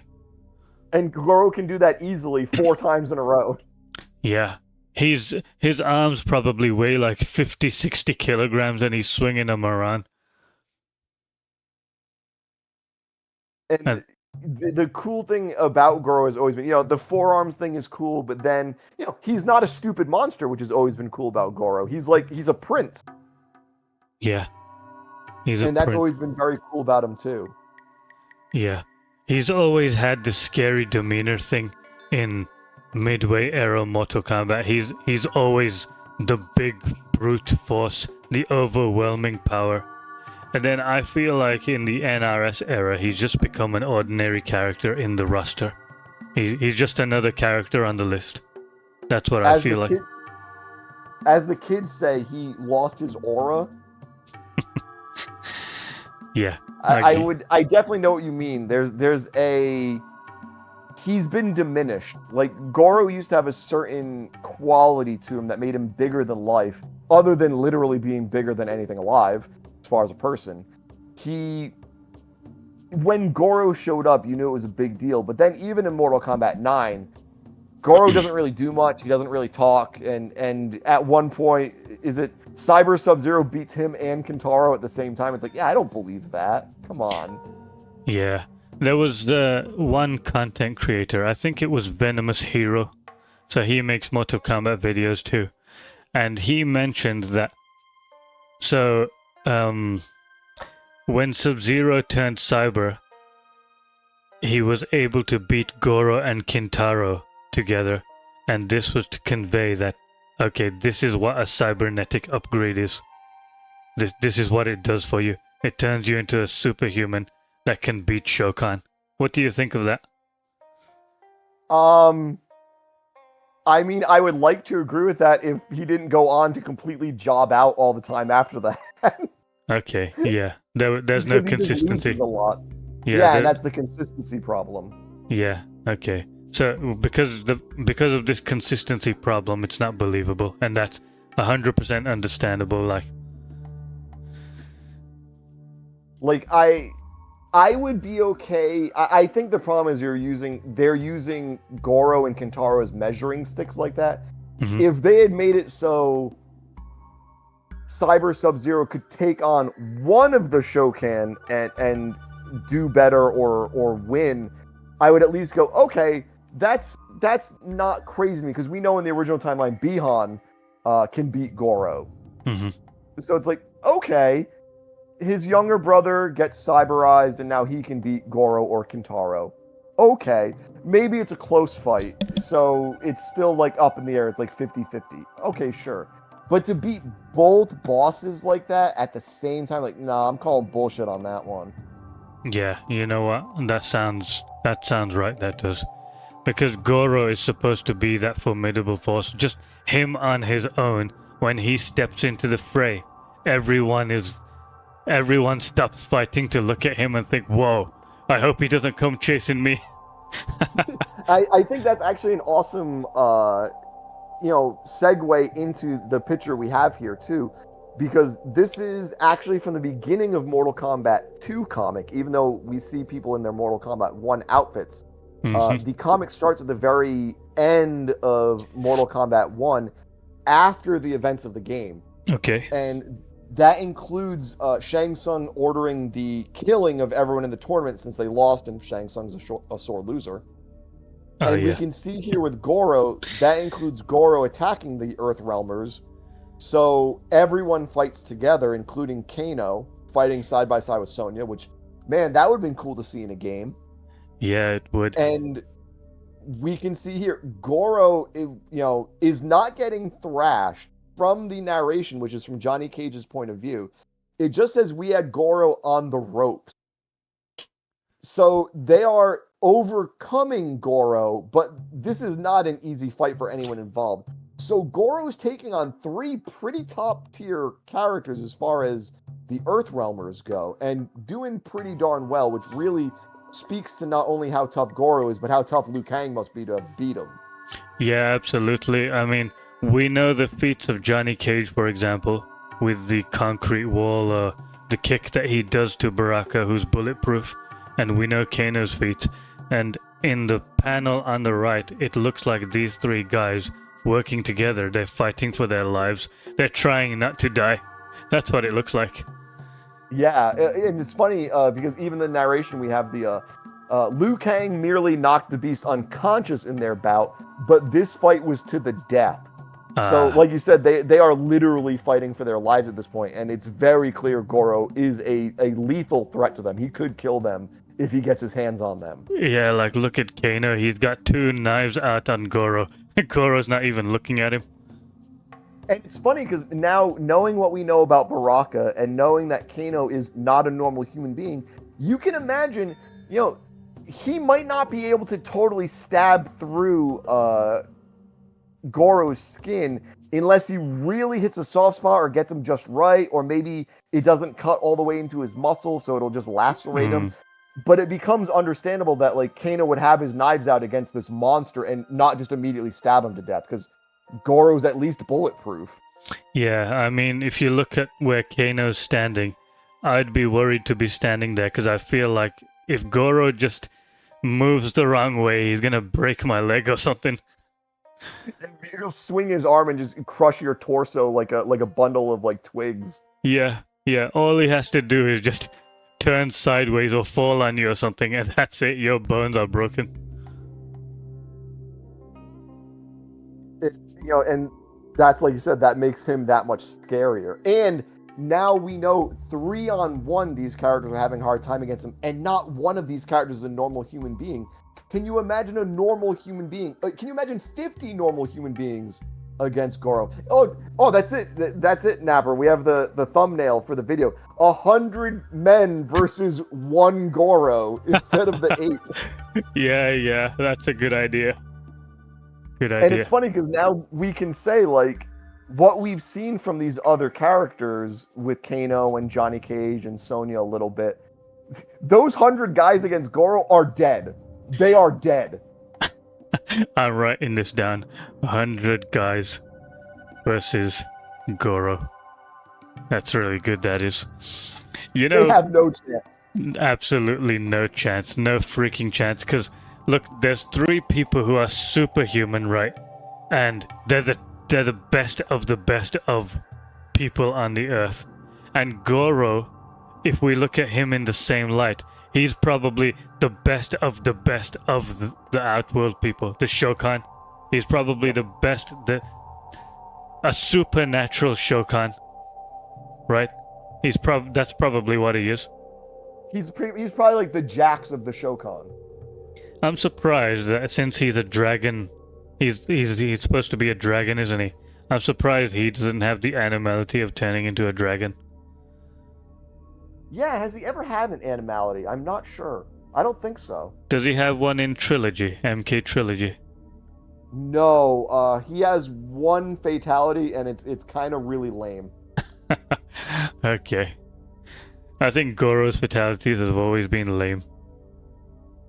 Yeah, it's originally there's definitely a problem with fatalities with the limitations of how he was put into Trilogy, because they just pulled him over and then tweaked his sprite a little bit from Mortal Kombat 1. And then in other games, I don't know, he just every now and then he'll have an okay fatality, but I think you're right. None of his fatalities have ever been super cool. He's got a couple good. His X-ray is pretty cool. Oh yeah, it is. I just remembered something which I want to mention too.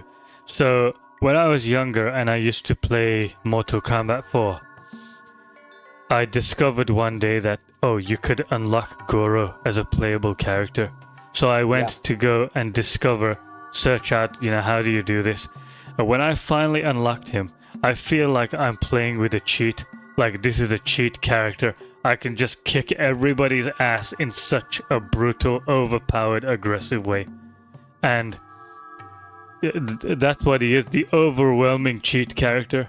And then in Mortal Kombat X, he's just another character on the list of characters.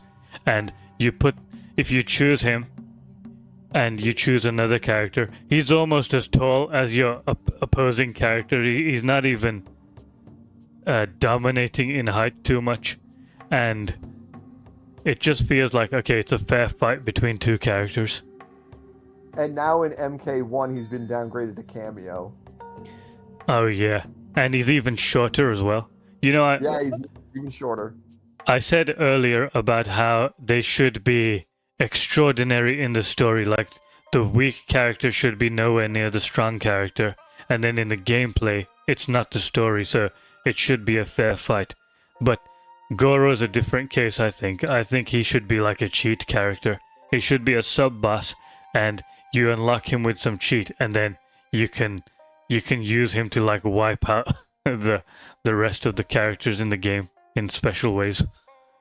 Yeah, it's that double-edged sword where people are always like, oh, it'd be really cool to play as Goro. And it's like, it is cool, but you also, if you make him a regular character, he's less cool by virtue of being a regular character.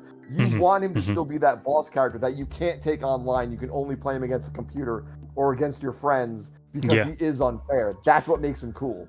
Yeah, because in MKX he was marketed as a pre-order bonus or something. You have to pre-order the game and you get this special character. So you'd think, there must be something extraordinary about him. But no, he's just another character on the roster. He's just a regular guy. He's a guy with 4 arms who doesn't animate in all the fatalities, right? Just a regular guy with 4 arms. just Joe average Goro walking down the street, paying his taxes, putting his pants on one leg at a time. Regular guy Goro.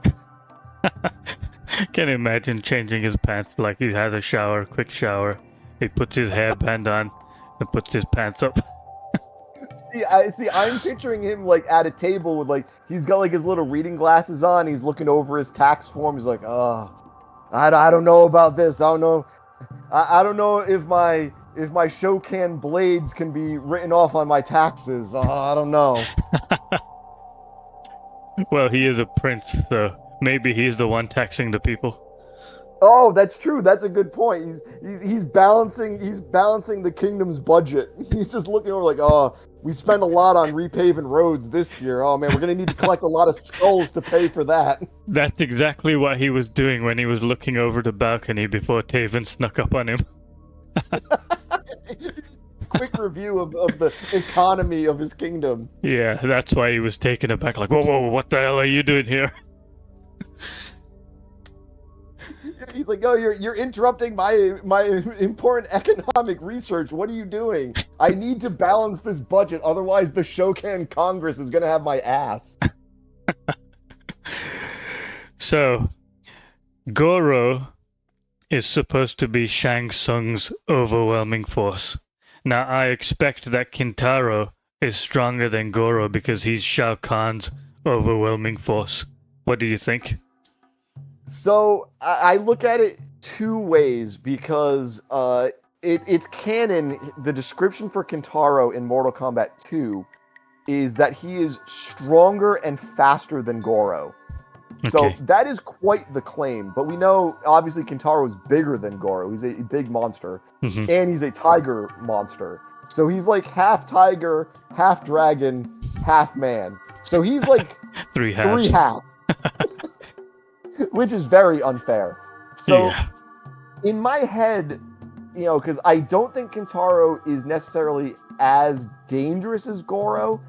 So the only way I reconcile that, because obviously they want to say the new character is bigger and stronger because, they want to hype him up. Mhm. In my head canon would be, yes, Kintaro is bigger, stronger, and faster than Goro, but Goro is a more skilled martial artist. He's a better fighter.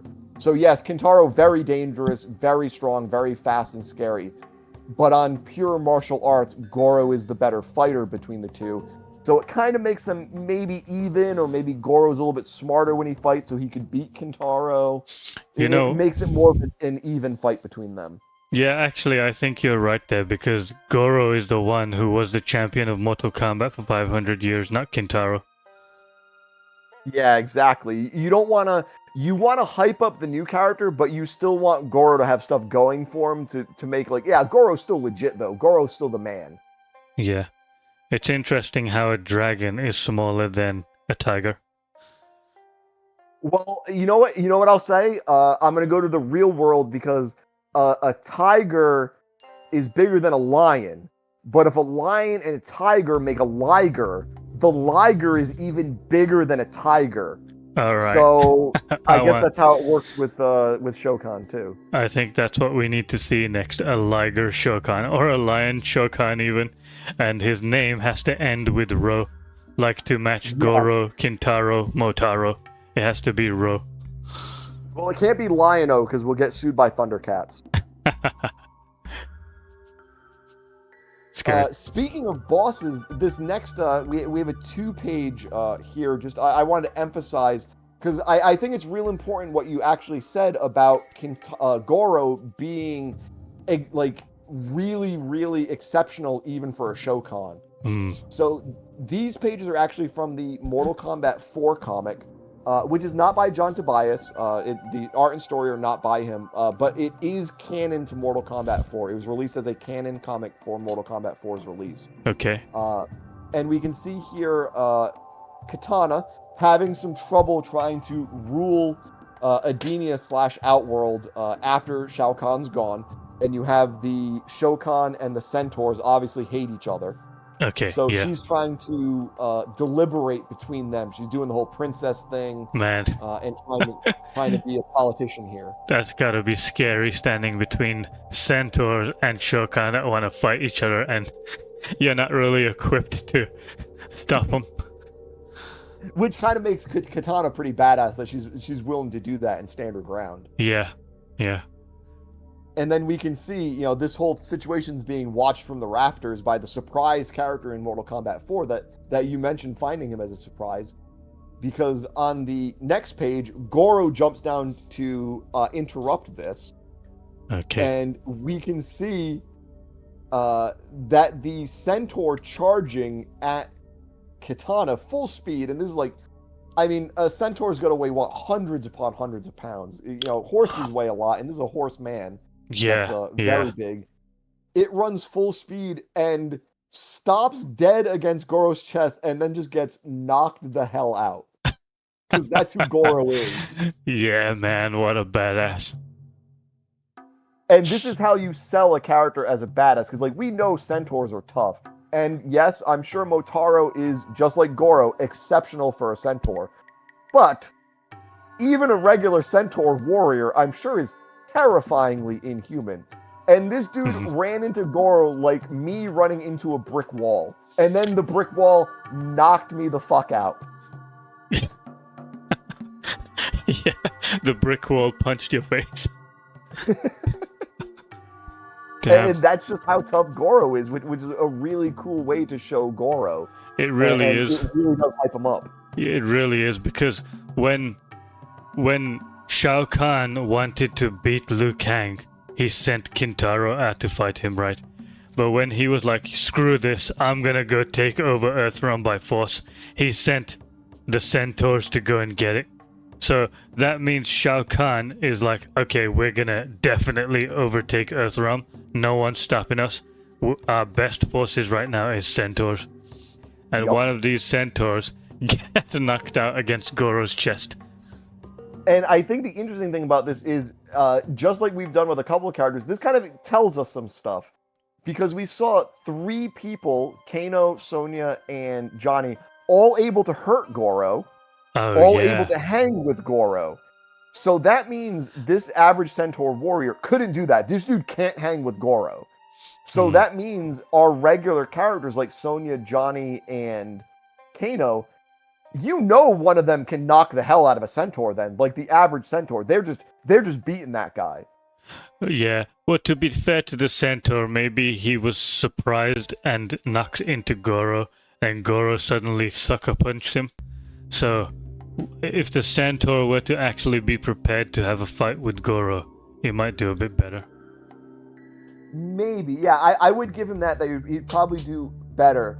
It's just, man, that ram into Goro's chest where Goro is fine, man, that's gonna feel bad for the Centaur. That's like, oh man, I was at full speed. No, 100%. I mean, I can imagine a horse running at me full speed, and not a Centaur, just a horse. And if it knocked into me, I'd be a dead man. And Goro didn't even care. That was like a stiff wind hit him, and that was all. Yeah, like a kid running up to his parent. You just stand there and let him bounce off you. Damn. So in keeping with Goro through the ages, we're actually going to get, and again, this is because we're being fair to NRS as a whole, even with the damage they did to themselves with these comics. We got the Mortal Kombat X comics again with Goro versus Kotal Ketz, which is Kotal Kahn's dad, he's actually wielding Shao Kahn's hammer. Oh, that's cool that there's another Kotal character. Interesting. Right? We get a look at Papa Kotal Kahn's Papa, his daddy. He looks better than Kotal Kahn. Well, actually, I do find Kotal Kahn an interesting character, but maybe that's a topic for another video. Yeah, I would agree. I think Kotal's design is very good. I just think they did him bad. Yeah, he just, oh man. We'll go into that in another video. Maybe like missed opportunities or something. Yeah. All right. And we can see here, like, obviously Shao Kahn's hammer is like a mythic item of crazy power. There's no way it's not. Yeah, definitely. And messing up Goro here. So even though obviously Kotal Kahn's dad, Kotal Ketz, is not going to be as tough as Shao Kahn, he's wielding a weapon that's super magical, and it's enough to mess Goro up. Goro takes that hammer hit, loses some teeth, and asks him if that was your best. Seriously. Absolute badass. Okay, I'm looking at the next picture now. What a badass. I cannot imagine being hit in the face by a normal hammer and saying, was that your best? You might wake up in the hospital bed weeks later and ask, is that your best? And they're like, sir, please calm down. You've been in a horrible accident. Yeah, you're in critical condition. You finally woke up. Do you remember your family's faces? Your kids have graduated high school. Do you know who the president is still? Do you remember math? Yeah, I mean, if someone cracked me in the face with just a normal, ordinary, everyday hammer, the most struggle that I could muster up is probably crawling on the floor in excruciating pain and leaving a blood trail behind, like, oh, and like trying to collect whatever teeth is left on the floor. Meanwhile, Goro's getting up like he just got sucker punched by someone and just asking for the next hit. What a badass, man. I love it. Was that your best? And then we can see when Goro goes on the attack, Kotal Ket's hammer or not is not going to stand a chance against Goro. And this is the guy that leads the Oshtek people. This is Kotal's dad, which definitely gives him some prestige here. Kotal clearly stronger because Kotal's the man, but his dad no pushover, but he is nothing compared to Goro in this. So MKX comic definitely put respect on Goro's name, so that's credit to the comic. And I don't know if we'll be able to put this one in the video, so we might have to not have this in the video because I don't know if YouTube will get mad at you. But if we don't, it's good reason for people to go read the comic to see what happens to Kotal Ketz. Okay, and we can hear Napper's reaction. I can make it black and white, but yeah, man, that's awesome. So Goro took the hammer off him instead of breaking his teeth. He smashed his head off. Just one swing, dead. Damn, is that your best? And he just swings him. Man, if I cracked Goro on the face with a sledgehammer like that and he looked at me and said, "What was that?" I'd be shitting my pants. I would find the nearest cliff and throw myself off it. I can just, exactly, I can imagine that, you know, when you sometimes have a flashback when you make a mistake and you're like, okay, how can I solve this problem quickly? I'd be thinking like, okay, how can I quickly apologize to him in a way that he'd find it, like, satisfying? That's what I'd be thinking. What can I do to backpedal out of this situation as fast as possible? Oh, sorry, I thought you were someone else. There was a fly on your face, I'm sorry. Yes, Prince Goro. I was just looking after your face from that fly and its dirty germs. You're trying to hit the undo button on life events as fast as possible. That controls the... Gosh, that would be a scary time. And how great is this line from Goro, too? And again, credit to MKX Comic. When he takes the hammer back, this does not belong to you, and neither does Outworld. Oh, great shit. line. I just read that now. Thick. Very, very cool Goro. And then, unfortunately, you know, that's all we really see from Goro from NRS, other than, you know, a rather sad showing in Midway, well, not in Midway, in Mortal Kombat 9, which was the tail end of Midway. And then, of course, he's not really in MKX. He's just a hidden pre-order character. And then in MK1, he's just a random guy that comes out as a cameo, and he's not very big and he's not very scary, and he plays, well, he doesn't play the drums, but other Shokans do. Oh yeah. You know, this is actually a good contrast to modern Mortal Kombat 1, where this amazing character, this Goro, he only says 1, 2, 3, 4, 5, 6, 7, 8, 9, 10 words, and he's cemented himself right there as an absolute badass. But in MK1, on the other hand, they have so much dialogue that you get bored of listening to them. And I don't know what they're trying to achieve with so much dialogue, but there's not a single moment in Mortal Kombat 1 where I looked at a character and thought, whoa, this guy's a badass. Did you have any moment like that? I'm trying to think, like, I think it really is one of those situations where less is more. Like, the Terminator is awesome because he says hasta la vista. He doesn't need to have a whole bunch of lines. You just want that good one-liner. Yeah, exactly. He doesn't come up to those punks and say, I am a robot from the future, and I am looking for this robot. He just says, give me your clothes. Yeah. Your clothes. He just asks for Sarah Connor and then starts opening fire. Yeah. And then when he has that problem to solve by the... I don't remember where it was exactly, but he says, I'll be back. And he brings a truck forward or something and crashes into the... Oh, yeah, he drives the car through the police station. Yeah, to solve the problem. He doesn't talk about it. He doesn't try and negotiate. He's a man of action. And I think that's what's embodied here by a lot of this Goro stuff is it really just gets across very, very succinctly that this guy is a badass. He is not someone you want to mess with. And even if you have advantages like having this magic weapon, he's not going to care. You can get that one lucky hit in on him, and then you're a dead man, which is how Goro should be. Yeah. It's really good. I appreciate you showing this stuff to me because now I'm interested in reading the comments. It's such a shame. Comics, I mean. It's such a shame that the games don't reflect what's here.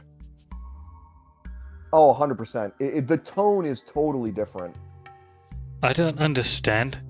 You have one people working on MKX in comic form, then you have another people working on MKX the game form.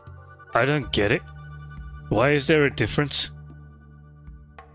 Yeah, I don't get where the big gap comes from when it comes to presentation.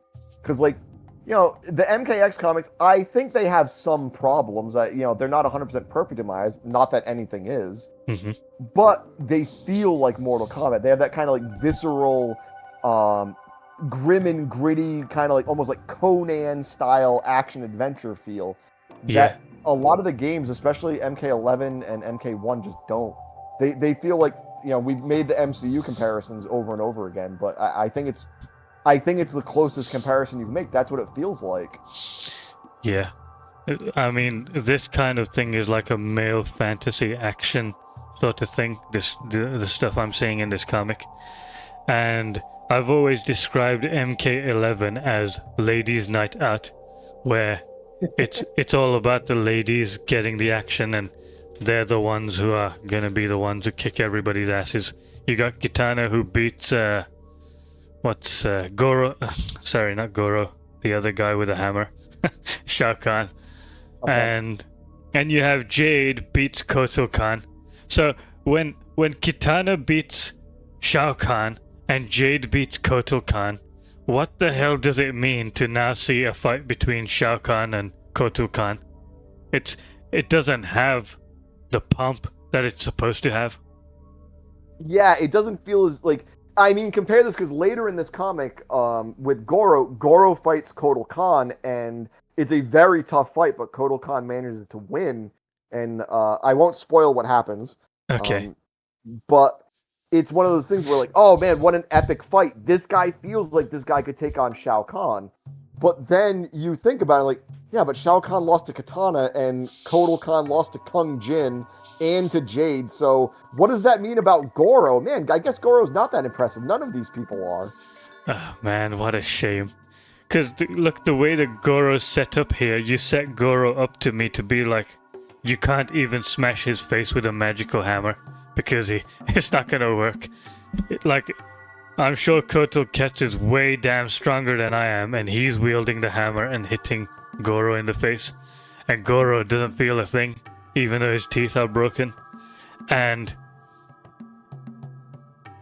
if Kotal Kahn beats this guy, now Kotal Kahn is set up in my mind as, okay, this guy is a real badass too.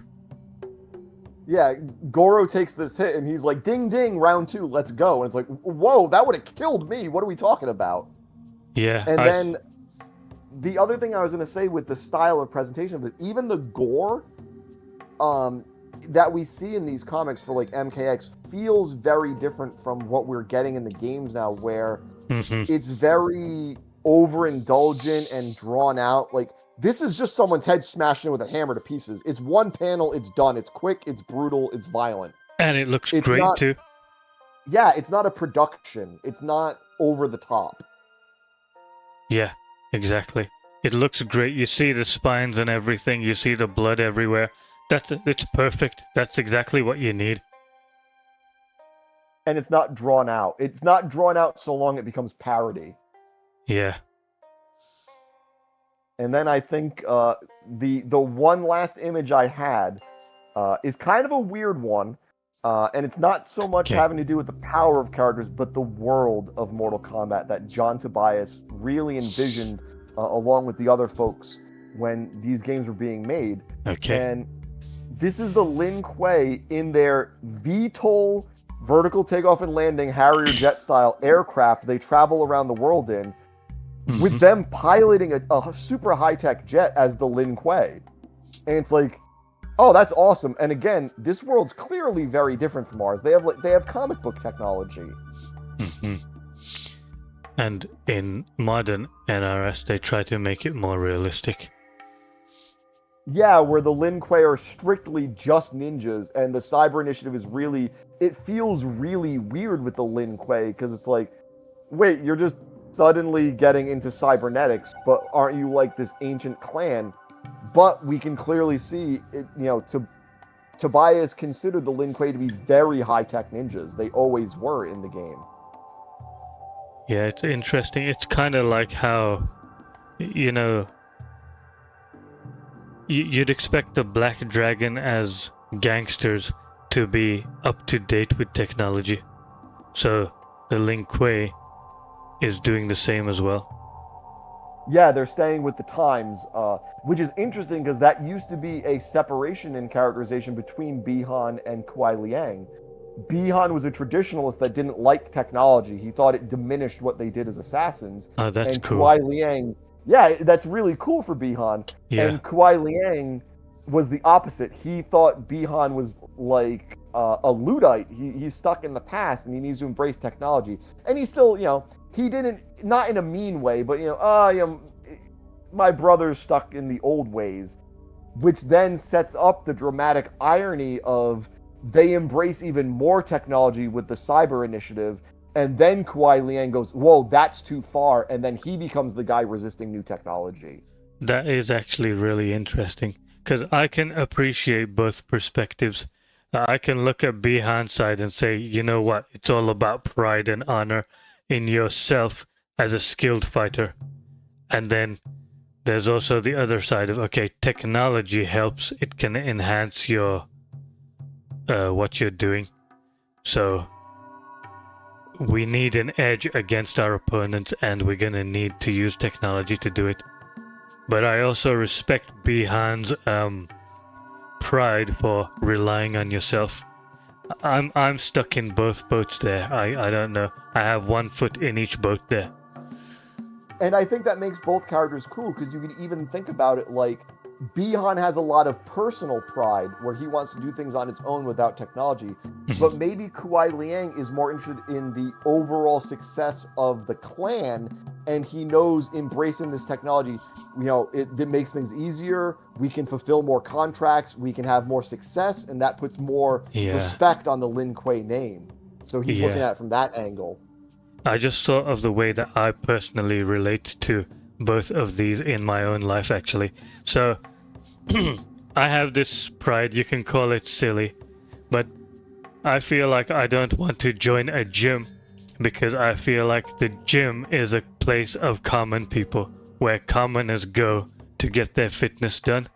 And I'd rather be in my garage where I can train as hard as I like and just try to be extraordinary. Like, try to do more than an average person. That's what I do as my own silly little pride thing. And at the same time, I'm using AI to organize how I'm doing my workouts and what I'm eating and everything. So that's why I'm one foot in each boat with Bihan, where I have my pride in like training by myself without all this fancy technology. But I'm using fancy technology to organize myself too. So it lets you connect to both characters that way, and I think that's a really cool little thing about the characters that really does help with stuff with that, though, because like that little bit of information, you connected so much in your life to these characters just from that little difference between the two Sub-Zeros. Yeah, exactly. Like, I don't want to go all so steroids, for example. People use steroids to get bigger, and to me this is like an enhancement, which it takes your pride away. So you're not relying on your own natural self, you're relying on steroids to give you an unnatural enhancement, and I'm against this for pride reasons. So that's how I fit in with Bihan there. But at the same time, again, I'm using the AI technology to organize myself properly. And, well, you know what? I don't really see it as that bad. And because I'm actually just using the AI to just organize information that I input into it. So if I look at Kuai Liang now, what way is he using technology? He's making things faster and easier for everyone. Same thing you're doing. But he's embracing what he can use to make what he doesn't need to do himself that much easier. So like what's in this picture here, which I'm looking at, where they have the technology all around them.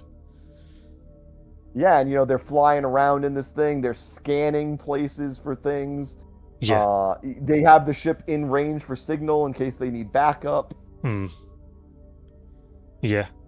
So that was really interesting to talk about how I relate to these characters. Is there any character that you relate to? I know it's off topic, but I'm just interested. Maybe, you know what I'd say? Maybe it might be worth it in a future video to take a look at the way these characters might have changed, not only in power now that we looked at that, but really in the differences in personality stuff that's kind of disappeared between the two eras of Mortal Kombat. Okay, yeah, I'm definitely gonna have to research that one. I won't be able to go off my mind on that one.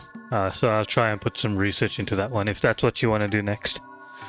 Yeah, that might be a good one. That might be a good one in the future. Maybe we'll see how people react to this video, and if they want to see differences between how characters developed and were portrayed, and what got left behind or what got changed. Maybe we can do a video like that, because I definitely have a few things in mind for characters I can think of off the top of my head that is very different between the Midway characters and the NRS characters. Yeah, sure. I'm gonna try really hard to get the first video we did out as quick as possible and the best way possible, and I'm looking forward to the reaction to that one, because lots of people are asking me for more Mortal Kombat videos, and I'm telling them all, I'm priming them all that I have a 2.5 hour long video talking about Mortal Kombat, and they're all excited for it. So oh yeah, the next thing I'm gonna do, so when I get the video ready, almost ready, I'm gonna prime them even further by sketching out the thumbnail and writing the title on top, and I'm gonna put it in a post saying, this is the title and thumbnail you're looking out for the next video. This is what's coming. So I think that's gonna get people excited, and then when the video finally hits, they'll be like, oh, that's the video, yes, let's watch it. Build that hype. Also, I'm going to point out in this picture, just like you said, look at Kung Lao in this picture. Eyes in shadow, looking like a badass in the background. Oh yeah, just like Kenshiro. Yep. You don't want to cross that guy. Like, he looks like the guy in the room where, okay, I can comfortably maybe ask Liu Kang a question. I could comfortably look at Sub-Zero, ask him a question. I don't want to bother the guys piloting the technology. But Kung Lao, he'd be the last person I approach to ask him a question. Right, think about that. There's 3 ninjas in that picture, and it's Kung Lao that looks the most mysterious and intimidating. Yeah. That's awesome. Very awesome. But yeah, man, I really like this talk. What a cool retrospective on not only, hopefully people come away with this understanding a little bit more about how Mortal Kombat used to be and what the world was like and what characters could do, and why some people feel like things are so much weaker and less bombastic in the NRS era. Just that overall diminished attitude as compared to what it used to be. Yeah, I like to say the word pomp. If you're trying to celebrate your daughter's wedding or something and you want to celebrate it with great pomp, you want to show off to the world that, like, this is my daughter and I'm going to spend all this money to show how rich we are. That I feel like NRS are not doing that with Mortal Kombat. They're not proud of Mortal Kombat and displaying it in a way where they want to show the world, this is Mortal Kombat. Yeah, they don't make it that big of a deal. They don't have that grandeur of what they're showing here. Exactly, perfect word. They don't have the vision of grandeur for what they're doing. And that's a problem. We need people in NRS who do have a vision of grandeur, who who want to. So if I look at Scorpion and I try and put him up against another character from some other series, I'm always going to imagine the old Scorpion who Yes. he throws his spear and the spear like jabs into the opponent and he's like, get the fuck over here, you know? That kind of Scorpion. The badass Scorpion. I'm not going to be thinking of MK1 Scorpion. Yeah, whiny Scorpion. No, brother, stop. Stop being so mean, Bihan. Yeah, this is not the Ling Kuei way. This is not father's tradition. Yeah, you tell him, Scorpion. Shut up, Smoke. No one's talking to you. Stop speaking. Smoke, go away. Because no one likes Smoke in the new timeline. Yeah, nobody likes him. Especially with his haircut. His $50 lesbian haircut. Well, I think this has been a great chat. This was really fun. Yeah. I hope you enjoyed seeing all the comics. I really do hope you read them because I'd love to see your takes on them and what you think about them. Absolutely, I really enjoyed this talk.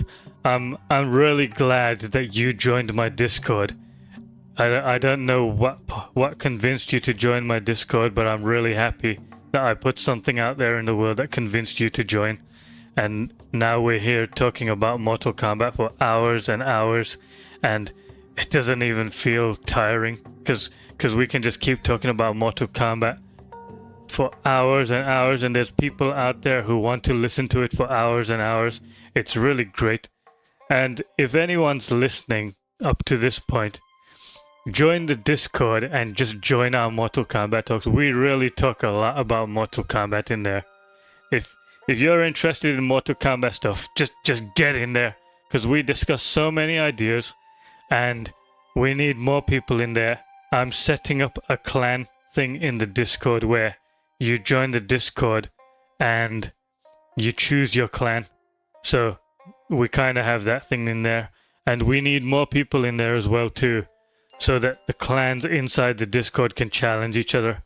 Like I was doing it, Yagami was doing it the other day where he challenged the Black Dragon to some fighting game challenge, and I jumped in saying the Ling Kuei owe you a debt. So it's gonna happen too. We're gonna fight each other in something, Napper. We're gonna find a game, maybe Tekken, maybe a Mortal Kombat. We'll find something. We're gonna fight, and we'll have to put up the video of what happens. Yeah, definitely. I hate to say it, but the best game for me, the game I'm best at in the fighting game, is Mortal Kombat 1, and then Tekken comes second. All right, it's your call then. If I have Tekken installed, if you want MK1, I can install that and polish myself up a little bit. Either way, the Black Dragon are gonna win. So. So I think we'll go with Tekken because after all this talk we had, I'm ashamed to go back to Mortal Kombat 1 and use that as a medium to push forward the Ling Kuei agenda. I don't want to push it with Mortal Kombat 1. That's fair, and as a Black Dragon scumbag that I am, I'm much better at Tekken than I am at Mortal Kombat, so that gives me an edge. So I'm all for it. I'm just imagining that comics book scene that you showed where Kano's grabbed Sub-Zero around the neck and scarring his eyes. That's exactly what it's going to be. Well, we're going to have to see how it goes, and people are going to have to see how it goes. Yeah, but yeah, man, I appreciate you showing me all this stuff. I'm definitely going to check out the comics. I'll probably even look for them online and try and buy some of them, because I'd love to have the hard copies of them. I think that would be cool. And I'm going to check out Sub-Zero Snowblind, Mortal Kombat Snowblind, because you've told me before, and I never got around to it. Yes, 100%. Highly recommend. I look forward to hearing about all of those after you review them.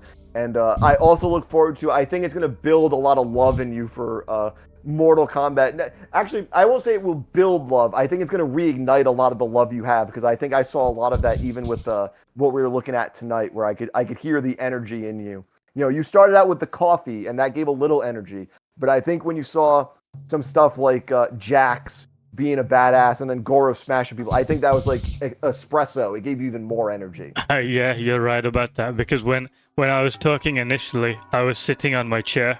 Right now, I'm standing up, walking around the room because I'm so excited. That's the power. That's the But yeah, power. awesome talk. Yeah, thank you. And if any of you guys enjoyed this talk and you like these long hour talks, let me know in the comments because we can do more of them. And also, if you like Yagami, then put in the comments that you want him to make a YouTube channel too. And I'm gonna push you all over to him. I'm probably gonna do it at some point. Or if you guys have suggestions for other, like Napper said, if you like hearing this stuff, if you guys have suggestions for other stuff we can chat about, I'm fine with that. If Napper wants to learn about Tekken or some other fighting game, I can introduce. I'm happy to introduce him not only to the game but to lore of the game. Fighting game lore is my jam. It's been my favorite thing since I was a little kid. That's really good because I was interested in Brian and interested in Jin, and I tried to look for Brian's lore online and I couldn't really find. What I want to do is I want to read Brian's story from the beginning and sort of go along with it like that so that I know what Brian's about, but what I'm finding on YouTube is broken bits of information which I have to piece together myself, and I don't really want to do that, and I don't want to go back to the older games either. They're kind of long gone for me. Well, you're in luck because Brian Fury is my favorite Tekken character. Whoa. That's good. So I can give you a rundown of him and anything else in Tekken at any point you like. That might be a really good future video.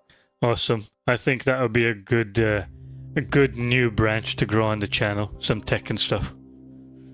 Yeah, for sure. I'm always down for Tekken. All right, man. I really appreciate you taking the time to do these conversations because these conversations are needed in the modern Mortal Kombat landscape. We need to... Fans need to hear that there's people out there who really love old Mortal Kombat, and that's what we're doing. This is the work that we're doing. We're keeping Mortal Kombat alive. And it's a positive stream because it's very easy for people to say like there's too much negativity, and you know what? Maybe that's true. That's not what this stream was. I think we had a really good time with this. I think we highlighted some really cool Mortal Kombat stuff, including stuff from NRS. We had no problem saying that stuff was cool. Absolutely. Like, I did not know this side of NRS. It's amazing, this comic. So I'll definitely be checking that out. Anyway, brother, awesome. Thanks for your time, and hope you have a good day. Yeah, thanks, Napper. You have a good one. You as well. See you.